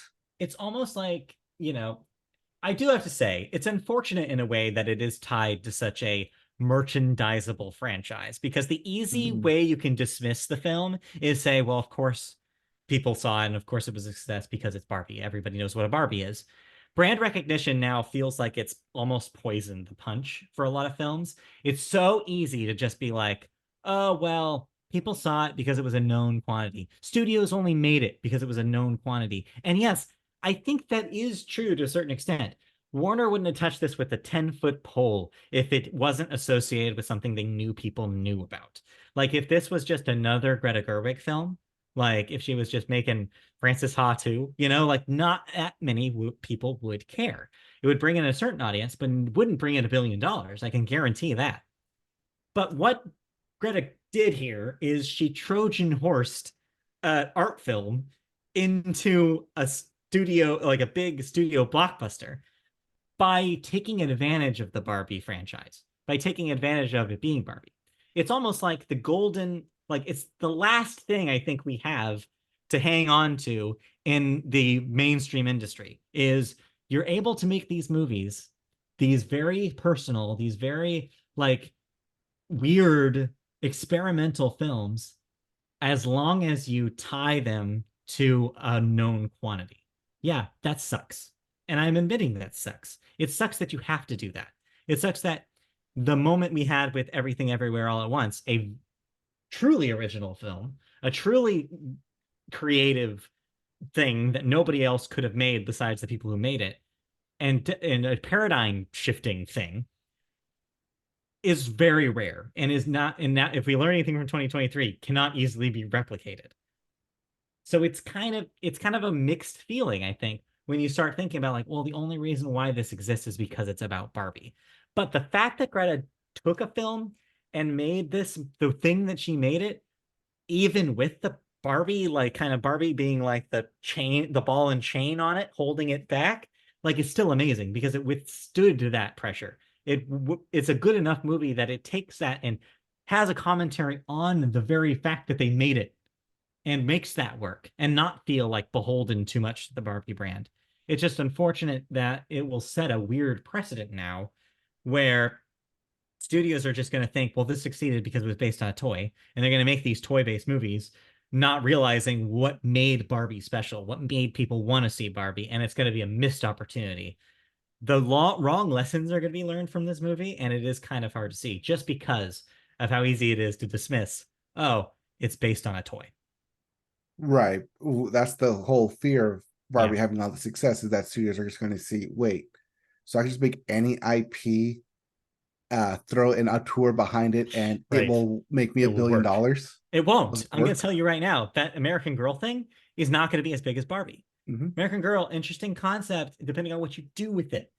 And it's going to be really reliant on what you do with it. Hey, there is a world somewhere that Amy Schumer is the star of this thing, and not Margot Robbie. Not anymore. Let me tell you, that wouldn't happen anymore. And yeah, this could have gone wrong in so many ways. Yes, you're absolutely right. But the thing they made, we get to hold this as a special thing that nobody is going to be able to replicate. Even if they do another one of these, I don't think it's going to do the same thing. So with that in mind, I have a feeling that uh, Amy Schumer was never going to be Barbie, but instead could be the America Ferrera character. Okay. Like having after actually seen it, I I think think that they would have made the been right more. choice. Yeah, But yeah. but yeah, that I mean, that America Ferrera monologue Hmm. at the start of the Act Three was plastered everywhere on social media, Yeah. and I think helps drive people to see this thing. And say what you will about it. I think that there are some people who rightfully point out, like, it kind of goes on a little long and it does kind of disrupt the pace of the film a little bit.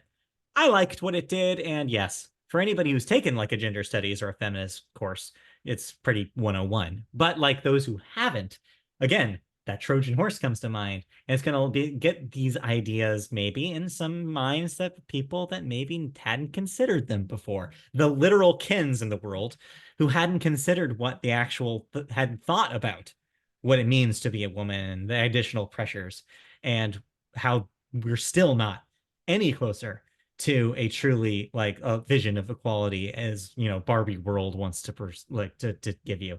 And so yeah, it's like hopefully the fact that it was as successful as it is means that this kind of movie and these kind of thoughts and this kind of vision was seen by people who didn't expect it. I think you kind of lost people talking about both Ken and Trojan Horse in the same sentence. Maybe so. But anyway, But not yeah, your number one film. Barbie. But no, not number one. My number one is reserved for something that just really caught me off guard. Like something that ended, especially in a way that I was just like so emotionally devastated by it. I was like, well, this is number one. I guess it has to be. Kind of in a similar way that Marcel the Shell did last year, which was my number one. Just these smaller movies just have a way of wriggling their way into my heart. And in this case, this year's version of that was Nimona on Netflix, an animated film based on a comic by N.D. Stevenson, who some might recognize as the creator and showrunner, I believe, of the She-Ra film, a series on Netflix, Mhm. the reboot, and also, well known in the comic industry. But yeah, this thing caught me completely by surprise. um, I didn't know what it was going into it. Christy had seen the comic and knew and read the comic and knew what this was and the basic plot and was familiar with the creator's work. I went into it completely blank. I was like, I don't know what this is. I don't know anything about this. Like, I watched it one episode of She-Ra. It wasn't for me. What is this? And we watched it, and I was just like, moment as it kind of continued and the momentum started, you start seeing this great animation. You get to learn these characters and these crazy transformations that the main character goes through. And then you start realizing, oh, wait, there's something deeper happening here. There's a really strong undercurrent of empathy for the underdog, the downtrodden, the people who are kept from being their true selves by a society who refuses to see it. I mean, yes, I'll be upfront about this. It's not even like subtext, it's pretty much context, which is this is a metaphor for the trans experience. The creator is trans, and it does evoke the feeling of living in a world that refuse where a lot of people, a lot of very vocal people, refuse to accept trans people as people and continue to, enact this draconian legislation to prevent them from living their lives in a normal capacity. And throughout Nimona, you are reminded of this because Nimona, as a character, is very chipper, very energetic, but there's a pain underneath all of that they're trying to escape from, they're trying to bury.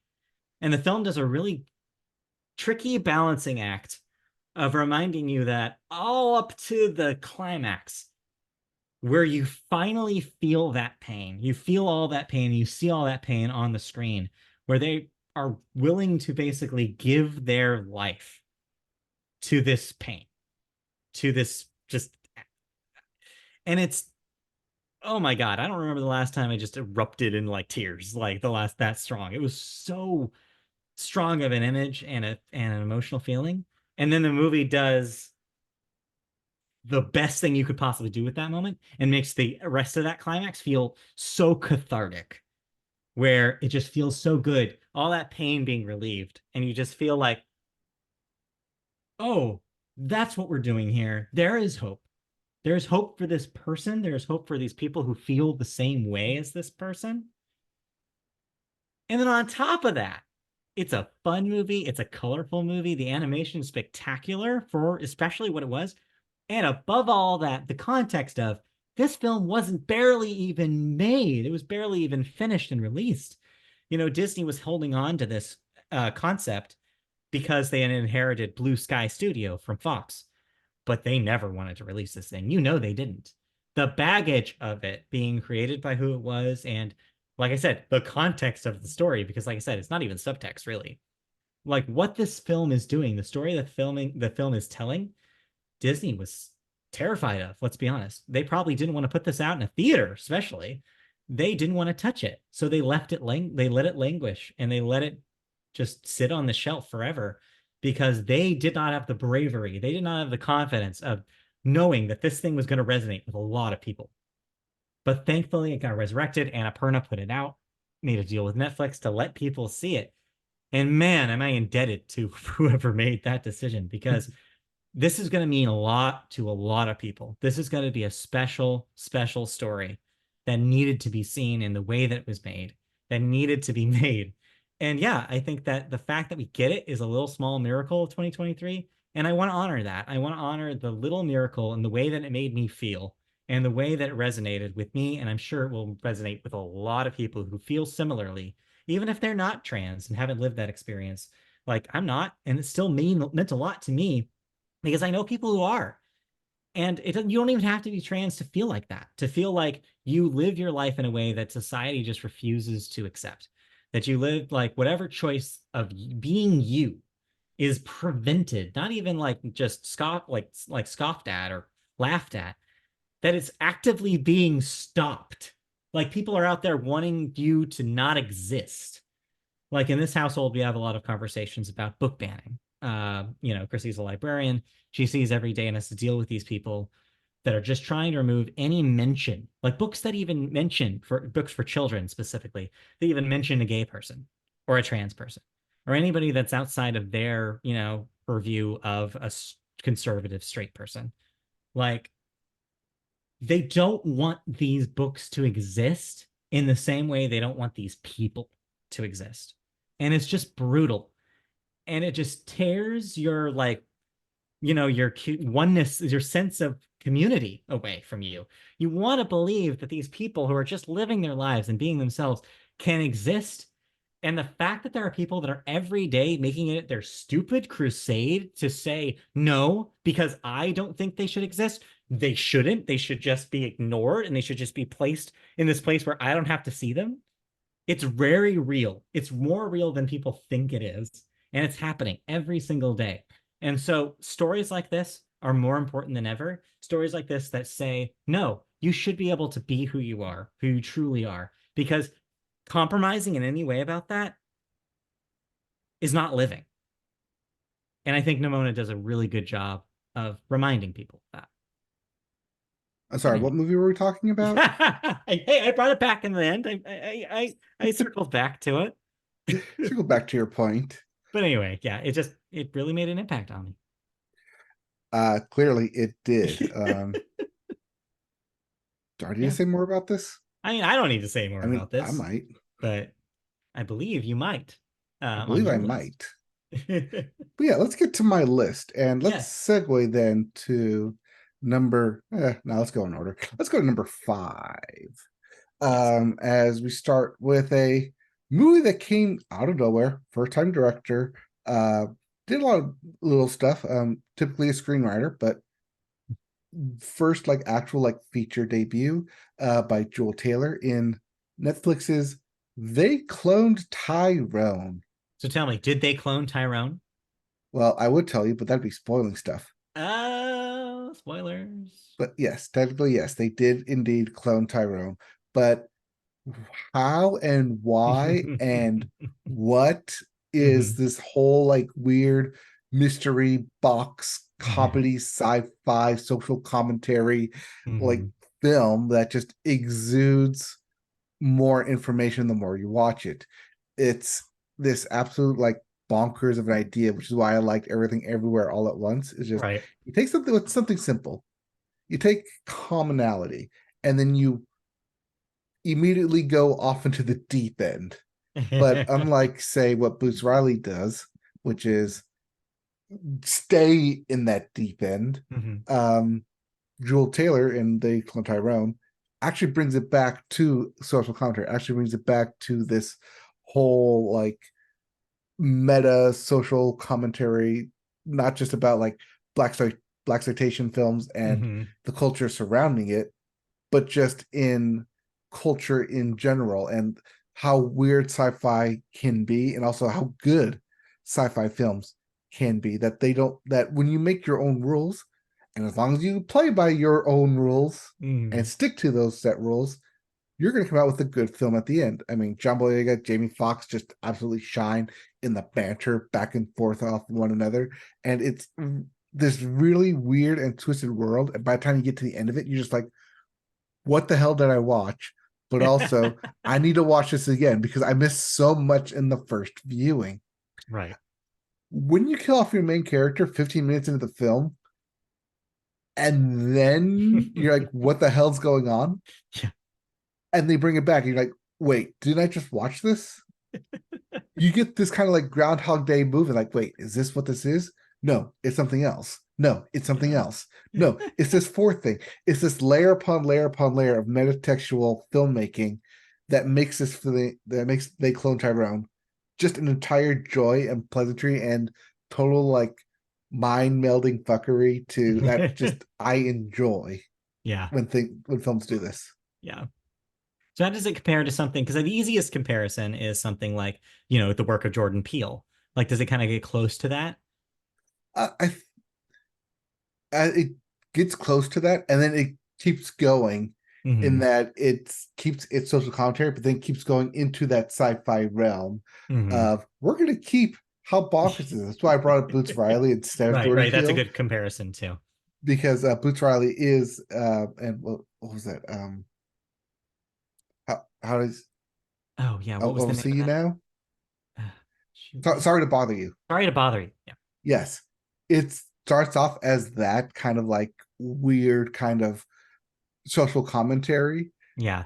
but then where Sorry to Bother You keeps going and goes even further off the deep end. At least They Hmm. Clone Tyrone is able to rein it back and play within its own reels of the established world building within the first 15-20 minutes, and doesn't do what Boots Riley does, which is I'm just gonna keep going, you're just gonna follow me on this. No, Right. at least this one you're able to reel it all back in. By the time you get to the end and the final twist, you're like, oh my god, this whole thing, oh my gosh. Yeah. And it just keeps you want to talk about it, keeps you want to Mhm. watch it again, and keeps you want to come back to it. Kind of reminds me of our reaction to Palm Springs. Yes, Yeah. Yeah. but All right, except cool. Palm Springs is our number one film Right, it that year. was. But no, you got four more somehow on this list. All right. Yes, at my number four is your number one in Yes. Nimona, and you Yes. already talked so much about it, I but for everything that you mentioned, all those layers to Yeah. unpack in this film, I mean, yeah, I don't even know where to start with Yeah, this it's thing, hard. And it's which is such why a I let you hard, go first. yeah, it's such a hard movie to explain to somebody who doesn't know anything about it. It's like, well, yeah, it's like a fantasy thing, but it's also like a future It's fantasy. like This medieval person can fantasy, train, like, yeah, futuristic, and right. they're all hunting the demon child, but that's not really a That's child, not and really what's going on. Yeah. not really what's going on, and It's there's just so something much you things kind you of have have to to just steep know. yourself in like a little tea bag in a cup, you know? Like you just have to kind of just let it wash over you. Yeah, but that's the thing, the whimsy never stops. It just keeps going. And Christy's like I said, laughing at my there's metaphor. yes, your tea metaphor, your steeping It's like, metaphor. you know, just steep it in. You go, boop. Yeah, I mean, you're right. It's a film that you have to watch to appreciate because it's Yeah. something that just doesn't get made anymore. And the fact that it Right. did get made, literally against all odds Yes. being pushed against it, Totally. is just a triumph in that of itself. And it's good, Yeah. and it's funny, and it's hilarious, and it's Yes. very metal. I think it's yes, it is. It's very. But I think the one of the things I didn't say, but I'll bring up now, is the fact that this came out and in a year where Disney totally failed to connect with audiences. And it was a thing that Disney could have put out themselves is extremely telling of the disconnect, right? Mhm. Between the stories that Disney probably should be out there telling and the stories that Disney refuses to tell and the stagnant feeling of what there's of the stories that they do have. See, it's funny because with this film and Wish, Hmm. both the good guys turn out to be the bad guys. Both are the rulers that turn out to abuse the power. Right. And yet they could have put out Nimona and it would have been great as a 100th anniversary with this Yeah. sort of not sort of retelling, but this recontextualizing of what a villain is and how you look Yeah. at a villain and Yeah. how you can move forward and see that kind of like spark in the light when you actually Yeah. like get out and talk to people and get to Right. know people and come to the true realization that we're just all trying to find and be ourselves Yeah. in this chaotic world. I think it's an interesting. Yeah, you're gonna bring up a point. If you compare no Nimona and Wish back to back with each other, it really shows you the difference in storytelling. One feels such like a breath of fresh air, even though it's steeped in some, you know, tradition. Whereas Mhm. the other one is just, I think, bogged down by that tradition. And it feels like it's struggling against the weight of the Disney legacy. And you can see, yeah, like if they had chosen one over the other, Not that they were ever in a position where they were choosing one or the other. There was always going to be Wish. Wish was always going to Yes, be promoted as the thing. But yeah, it's an interesting comparison to make. It's like one feels modern and the other feels like, why are we still doing this? Not to say that Wish isn't great. I haven't seen it. It seems like it could be interesting. But no matter what, it was set up to fail by the Disney that is currently Disneying. And yeah, it's an interesting comparison to make. it is definitely is. Yeah. But yeah, you talked about all the like the subtext. Yeah. Well, like you said, not really subtext, but it's plastered Yeah. everywhere on it, Right. It's pretty, especially like in the color yeah. schemes of things. Yeah. It's very much, you see what they're going to do, but I think it's stronger for it because, like I said, Mhm. it's something Disney would never do, like tell a Right. It story that doesn't. bravely about a specific thing. Yeah, it doesn't like hint at it. No, it leans heavy Yeah. into it, and it makes it all the better for it. Right. But you have three more movies. I do, and my number three, and really my number two movie, Mm-hmm. both, and really actually my number one movie. They all came out in the same time. Summer of movies. Yeah, it was. It was a summer of movies, and summer of good movies too. But I But think you ranked this. Well, no, you didn't rank this correctly. I think I would have made one swap, but I think you ranked this okay. you would have made one swap just to make it with your coincide with your Yeah. own list. But hey, Barbenheimer definitely did rule the summer. It ruled the but conversation. but And yes. I saw both of these. And I spent way more money on one than the other Yeah, both yes. because I saw Oppenheimer 70 millimeter day one, filmed IMAX Hmm. location, huge print. Lucky enough to get tickets actually because I Yeah. was one, didn't know if I was going to go. Someone awesome pending.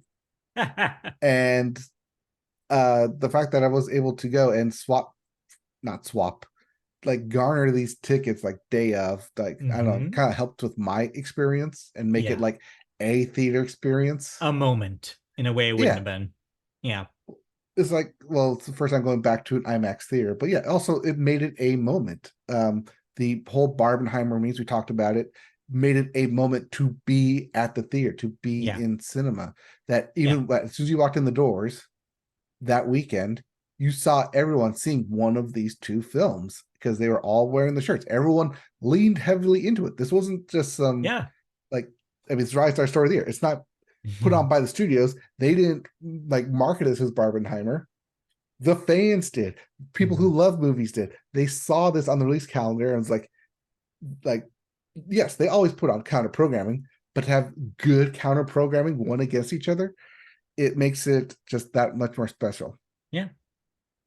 But the reason I put Oppenheimer at number three, though, is that yes, it is a Christopher Nolan film. It is set around World War II, but it also does the Christopher Nolan thing of telling two separate stories back to back with two different filmmaking techniques. And it takes a lot from older Christopher Nolan films because he's going to Yeah. steal from himself in one, telling the story out of order, but also two, having the foresight to craft it in a way that you can tell that's out of order, but also you can tell what is considered real and what's considered dramatization, Hmm. where he specifically made and crafted black and white IMAX film reels to say this is real, this is black and Hmm. white, this is factual.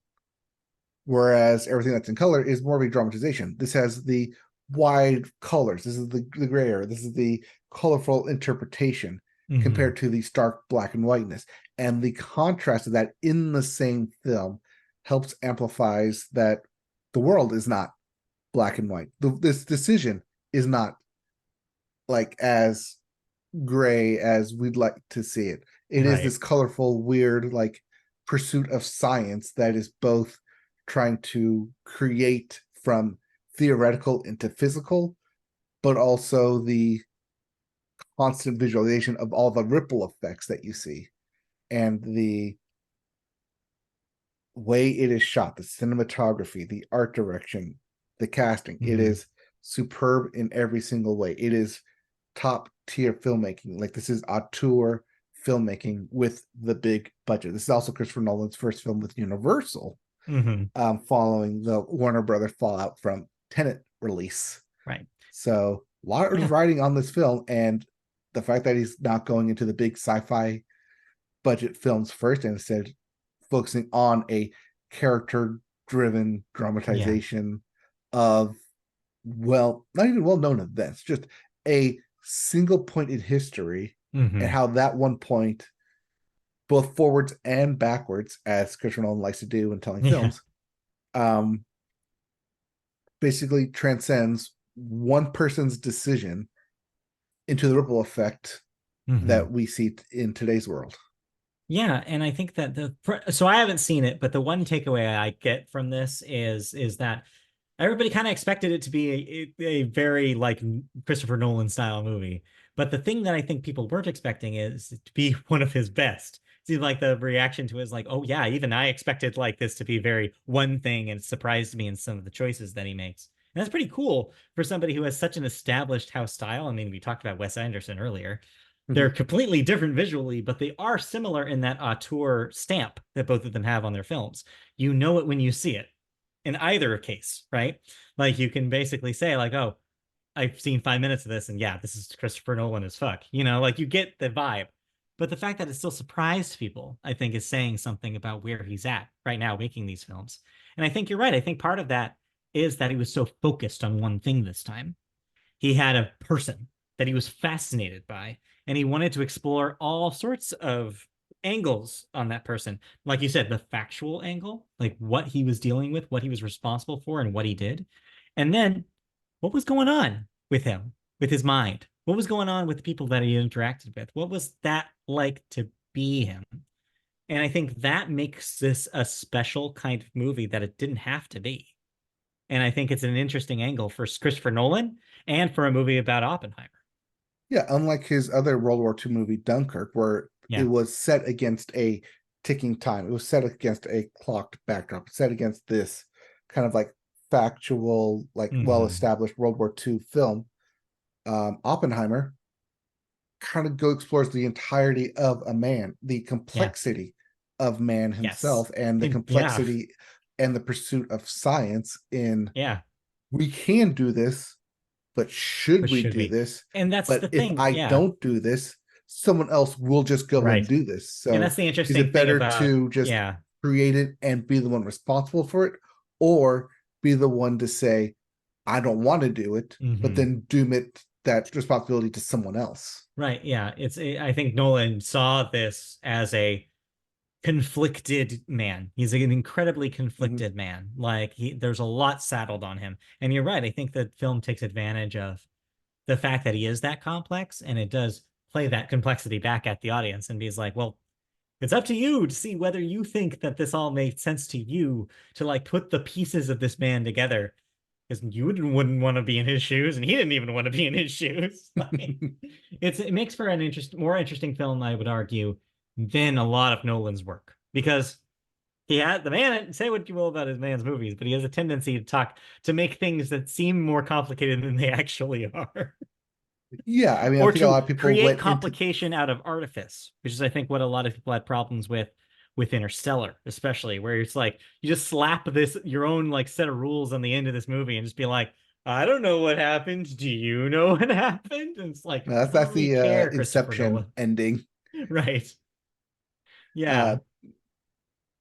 but yeah, I mean, I think a lot of people kind of went into this thinking like, okay, this is the creation of the atomic bomb. Right. But then when it goes off halfway through the film, and you're like, wait, there's Wait, still that's it. another Yeah. hour and a half of just what? Are we filling this time? Yes.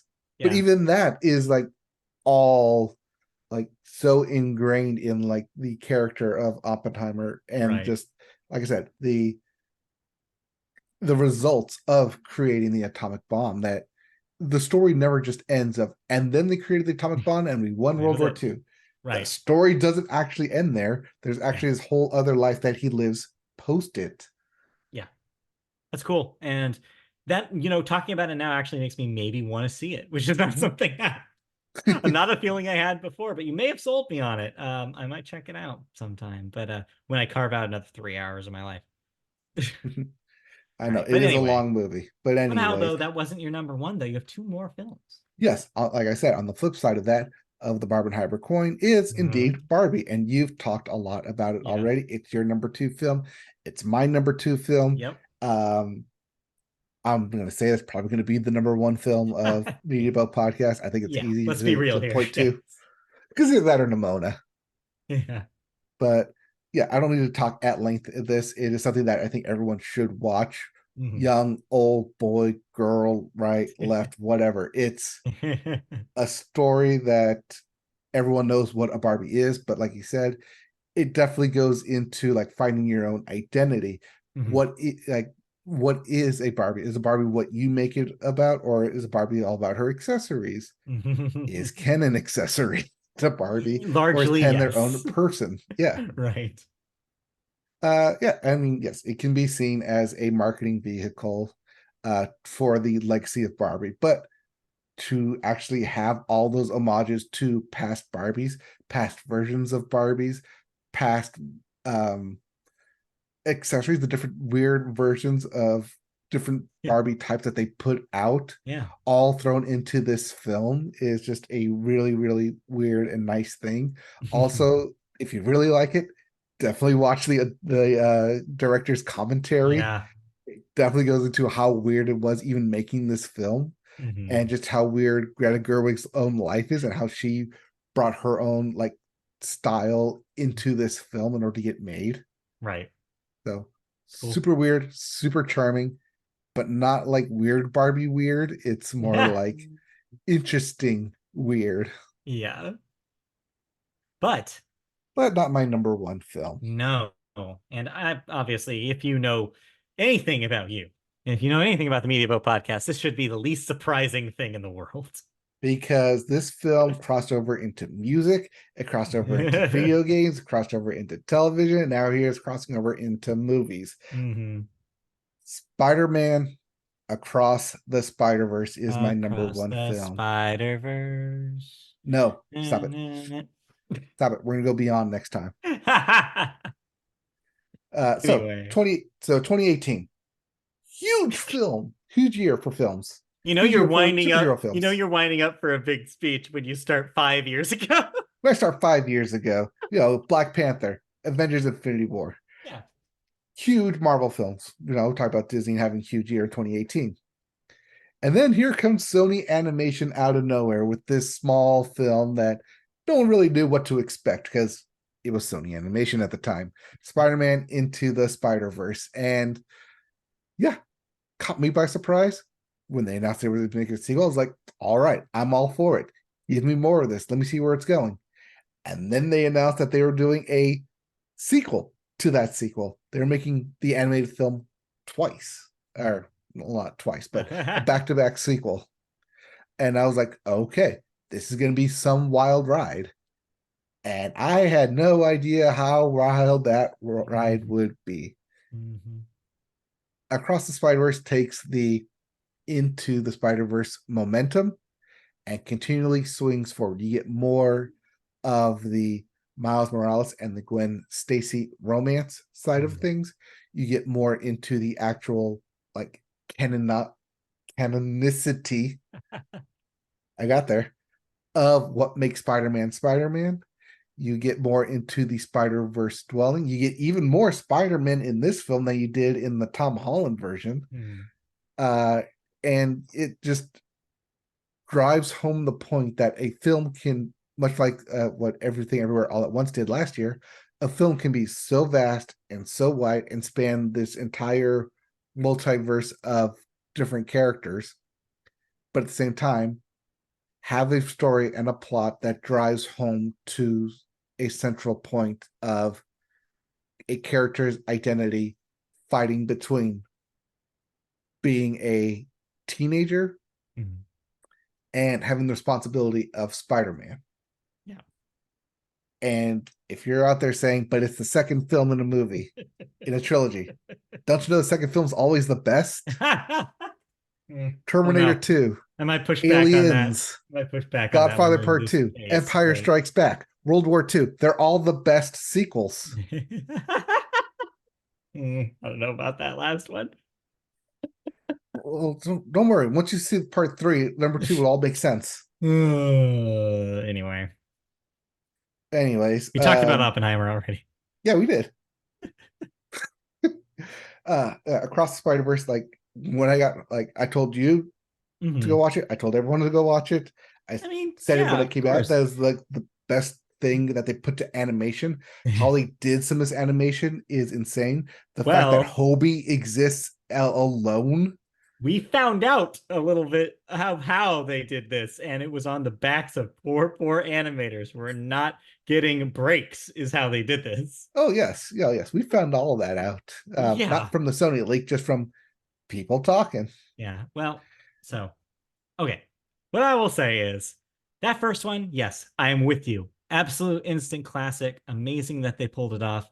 The Spider-Man movie to end all Spider-Man movies. You don't need any other version of that story. It's so good.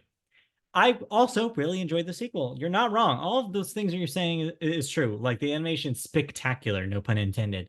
Like the things that they do with that world and with those characters and the different art like styles that they're incorporating and overlap each other and just like incredible action sequences. Crazy. Some of the most wild action sequences and set pieces I've seen in any movie, period. And it's endearing. You love the characters, you love the world. It's funny. But I think that it's getting a little unruly. It's getting a little big. It's starting to tear on the edges of the screen, and some people love that. It seems like you really embrace that chaos. So you're like ready for more because of just how big and crazy and wild it seems. To me, I felt my attention like get a little frayed at the edges of the movie screen. I felt a little overwhelmed by what it's trying to do. There's so much Spider-Man. There's so many references. There's so much to keep track of. And because it's a cliffhanger, there's even more coming. That can feel a little much for some people, me included. I love what they're trying to do. I love that they're, like you said, swinging for the fences on this. I love that they're putting every fiber of love that they have for Spider-Man, the character, in the world into this piece of art that they're creating. And it is art. It is art that you cannot replicate in any other media. This had to be a movie made the way it was. All that is true. But as a movie going experience, I think the first one just felt a little bit more balanced for me. It gave a little bit more breathing room for the characters, and it slowed down just enough for me to be like, catch my breath. This movie does not let you catch a breath in its second half. It just goes. And you're either there, strapped in the roller coaster and ready for that kind of thing, or you start wondering, this cannot be sustainable. And turns out, as we found out from the animators, it's not. And it makes me worried that when we get to talking about this third one, they're going to want to up that ante even further. You're going to have, Chris Lord back there telling his animators, actually, no, I want it this way. Actually, no, do this better, bigger. These are real people who are making this film. And I'm starting to worry that maybe the ambitions are outstripping the labor. And you have to have if this year proved anything, 2023, you have to have a conversation between the art and the labor for this thing to work, for these people to live. So I felt little like something like the real world was taking me out of the Spider-Man moment a little bit, both in the experience of watching the film and the discourse around the film. Not saying that we should always, include the discourse around a film when we're talking about a film, but it affects how it's viewed. And for me, all that stuff can like combines for me to just be like, yeah, I enjoyed it and yeah, I loved it, but that first one just felt like a different moment for me in this. I'm getting a little bit of whiff of diminishing returns, even though I am very excited for what they could do with it and proud of what they were doing and what they pulled off. And it is definitely a masterpiece that they've created. It's it's all of that Yeah. and a bag of chips. Yeah. Yeah. I guess it's whether or not you're thinking too much about that bag of chips, where it starts crumbling in your mouth and you're probably like, I don't know about these chips. You're right. Maybe That's more this like a next bag. baggage of chips. The only difference is how many people does it take to make a bag of chips? And how are they doing on that factory line? Are I they don't know. Did you okay? watch Flamin' Hot? No, I didn't. That was out this year. It did. It's true. Yeah, uh, no, yeah. I'm with you though. It's an amazing piece of work, and it's an incredible thing to look at and experience and listen to and just live in for 2 hours. It's just an amazing thing that they can keep. That they made another one of these, and it blew the first one out of the water in so many aspects. Like it's amazing. I'll give you that. And the fact that they can do it, incredible. I mean, also just like the writing in itself, just Hmm. that's where it starts with the script. Hmm. Being of the WGA, Yes. it just starts with a solid script, the jokes, the commentary, the both flashes back to the previous film and the what it sets up for the future film, all within this one film is very, very enjoyable. Hmm. And it's one thing that I rank all my movies is would I watch it again? Would I pay to go see this movie again? And it is by far and away the one thing I watched 3 or 4 times already Yeah, since it's come out. that's fair. And then I listened to the music for it. That soundtrack is great. Probably not as good as the first one, but what Metro Boomin does with it, I just keep listening to it. Yeah. Technically, that was my number one album that I listened to the most this Yeah. year. And then I played all of Spider-Man 2, and that was my game of the year. So yeah, like I said, it crossed everything, all sorts of medium for me. So That's Miles fair. Morales, Spider-Man, that is my number one film. All right. Well, there you go. So we have to pick one, but like you said, this was pretty easy of a year. I mean, yeah, a part of me does want to honor the thing that Nimona ended up being, Mhm. but let's be real. It's probably Barbie because just like the sheer momentum of that thing, both, in the film industry as a whole and the movie itself, the weirdness of it and the wild and the big swings that it takes and just the fact that it's like nothing else. It's like no other movie this year.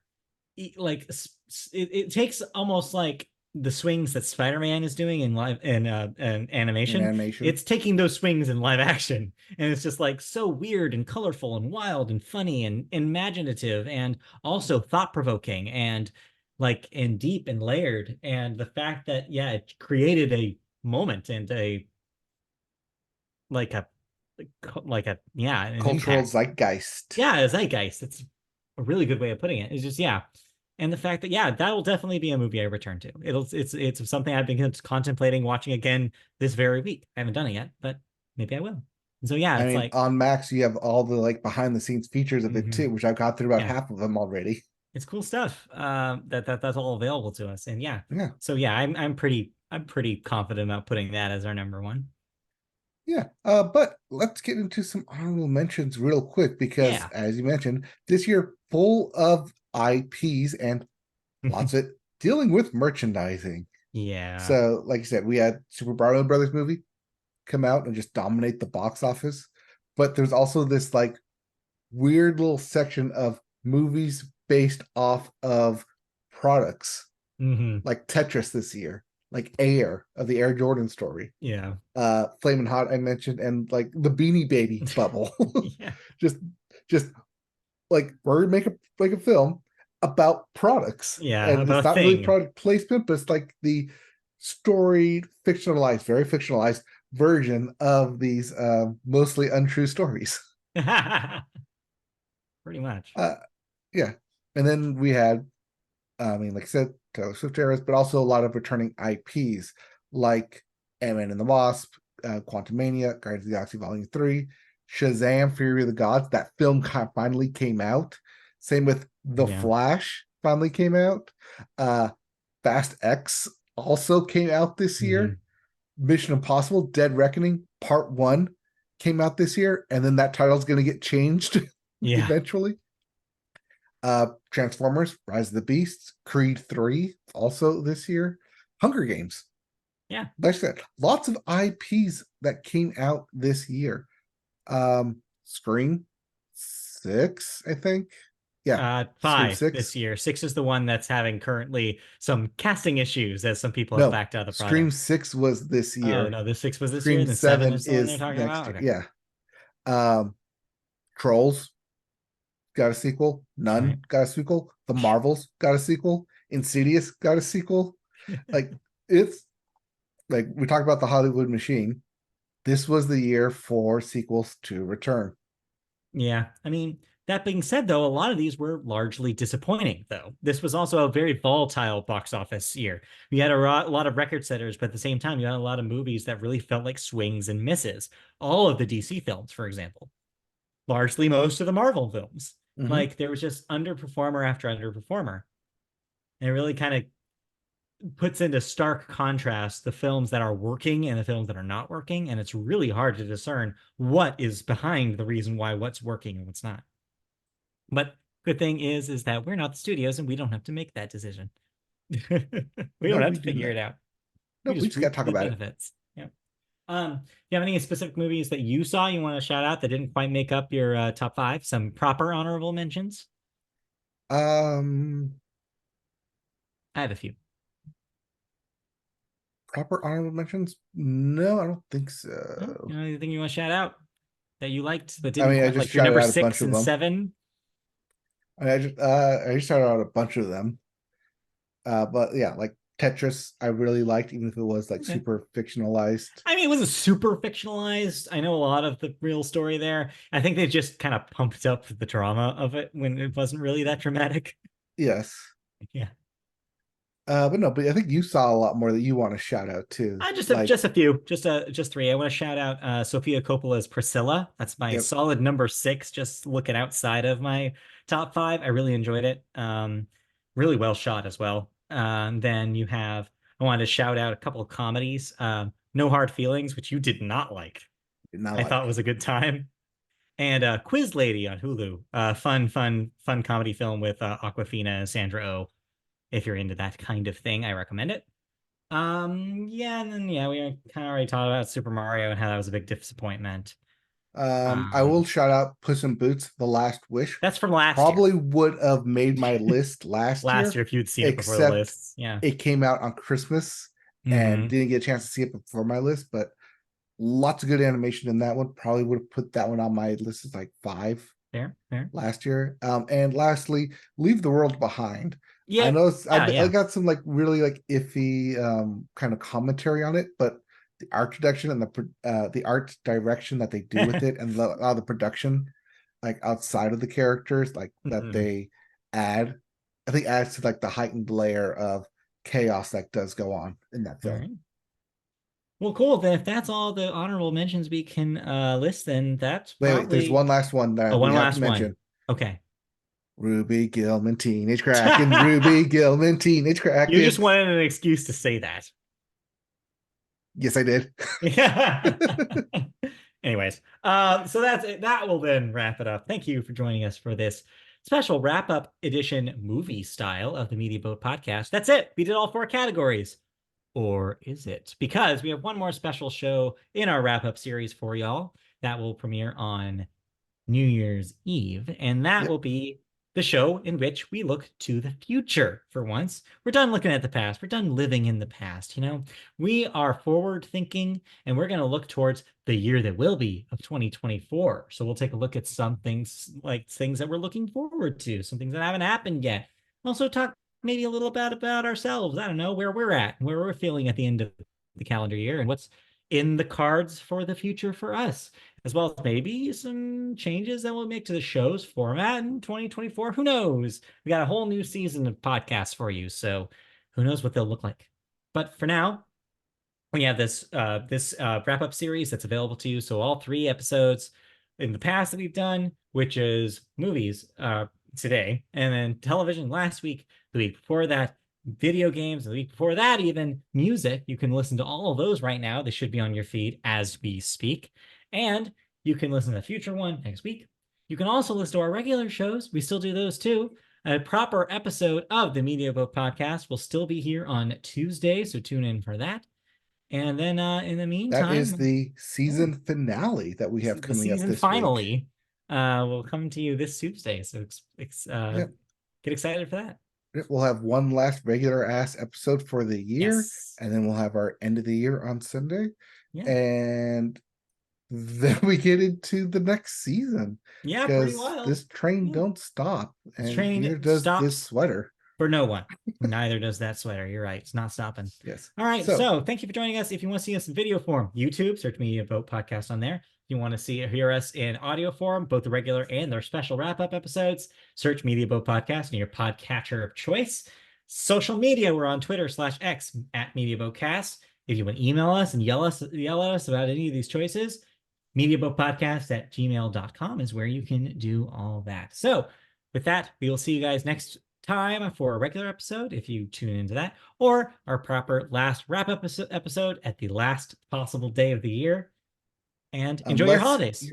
Unless you're living in the future, in which all case that is all available right now. Okay, bye.